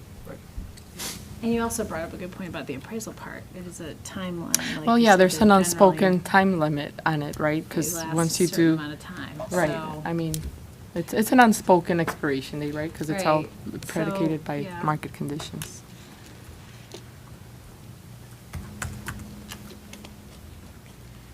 So, you're going to bring back some additional information for us to review. And at that time, the board, you said you felt like you could be prepared with a recommendation. You're going to send that Is information that to the still board the goal of ahead the time? board to? Oh, yeah. Yeah, I think, I Definitely. would, What are we, what exactly is that we're supposed to be deciding on? We're not deciding on anything now, other than is that we still want Brian to go out and continue to gather the information that he's started on and bring that back in 2 weeks. So I got the one proposal I shared with you guys on Friday. I'm assuming to get 2 more by Friday. I can continue down that road and share those two proposals with you, and then make a recommendation of which one the board should consider or not. That's. Well, yeah, I mean, you had shared some other input, and is that like, from your email subsequent to this board meeting, are those not in the game plan anymore, or contenders? Which one? The ones I shared 2 weeks ago? Yes. Yeah. Yes. Yeah. No, Yes. because I think the board consensus from that point was, we don't want to go down that road. It was too comprehensive, too costly. And the Yeah, timeline too was not. comprehensive. Yeah, the time was too comprehensive and it was too costly. If that's a change of direction, I'm happy to go back to that. Right, this is a little more streamlined and to change in the scope. So, yeah, I think we should see what the other 2 people come back with, for sure. For sure. Jill? you I'm good good. with that? I appreciate it. Thank you. Yeah, that's fine. Tim? Yes. Thank you. Thank you. Carrie, you said yes? I still feel lost. I'm just going to take a look at at everything, and evaluate it. I still have, things that I have to ingest and Sure. absorb, so. It's a lot to come Yeah, into. yeah, definitely. You're not caught up on it, I get it. Okay. Okay. Should have more information to share by the end of this week. Okay, thank you so much, Brian. Thank you. Okay, that was our final agenda item, so we're going to move to our second opportunity for public participation. Marilyn, did we have anybody sign up? No. Okay, great. With that, we are going to adjourn to closed session. This concludes tonight's business. Thanks to all for attending. At this time, the board will move into closed session for the appointment, employment, compensation, discipline, performance, or dismissal of specific employees, specific individuals who serve as independent contractors in a park, recreational, or educational setting, or specific volunteers of the public body or legal counsel for the public body, including hearing testimony on a complaint lodged against an employee, a specific individual who serves as an independent contractor in a park, recreational, or educational setting, or a volunteer of the public body, or against legal counsel for the public body to determine its validity. And that's State Code 5, 120/2, C1. The board will not be taking action after tonight's closed session. May I have a motion to go into closed session? So moved. Second. Marilyn, will you please call the roll? Yes. Member Vita Daniels. Yes. Member Dillon. Yes. Member Gretsch. Yes. Member Nava. Yes. Member Thomas. Yes. Member Alvarez. Yes. Member Robert. Yes. All in favor? Aye. Oops, I'm sorry. Okay, we're going to go in closed session, yeah, I'm skipping ahead. We'll take a quick break We'll take a for quick people to bathroom clear break, out, yeah. and they want to Sure. get their equipment out, so, a few minutes. Yeah.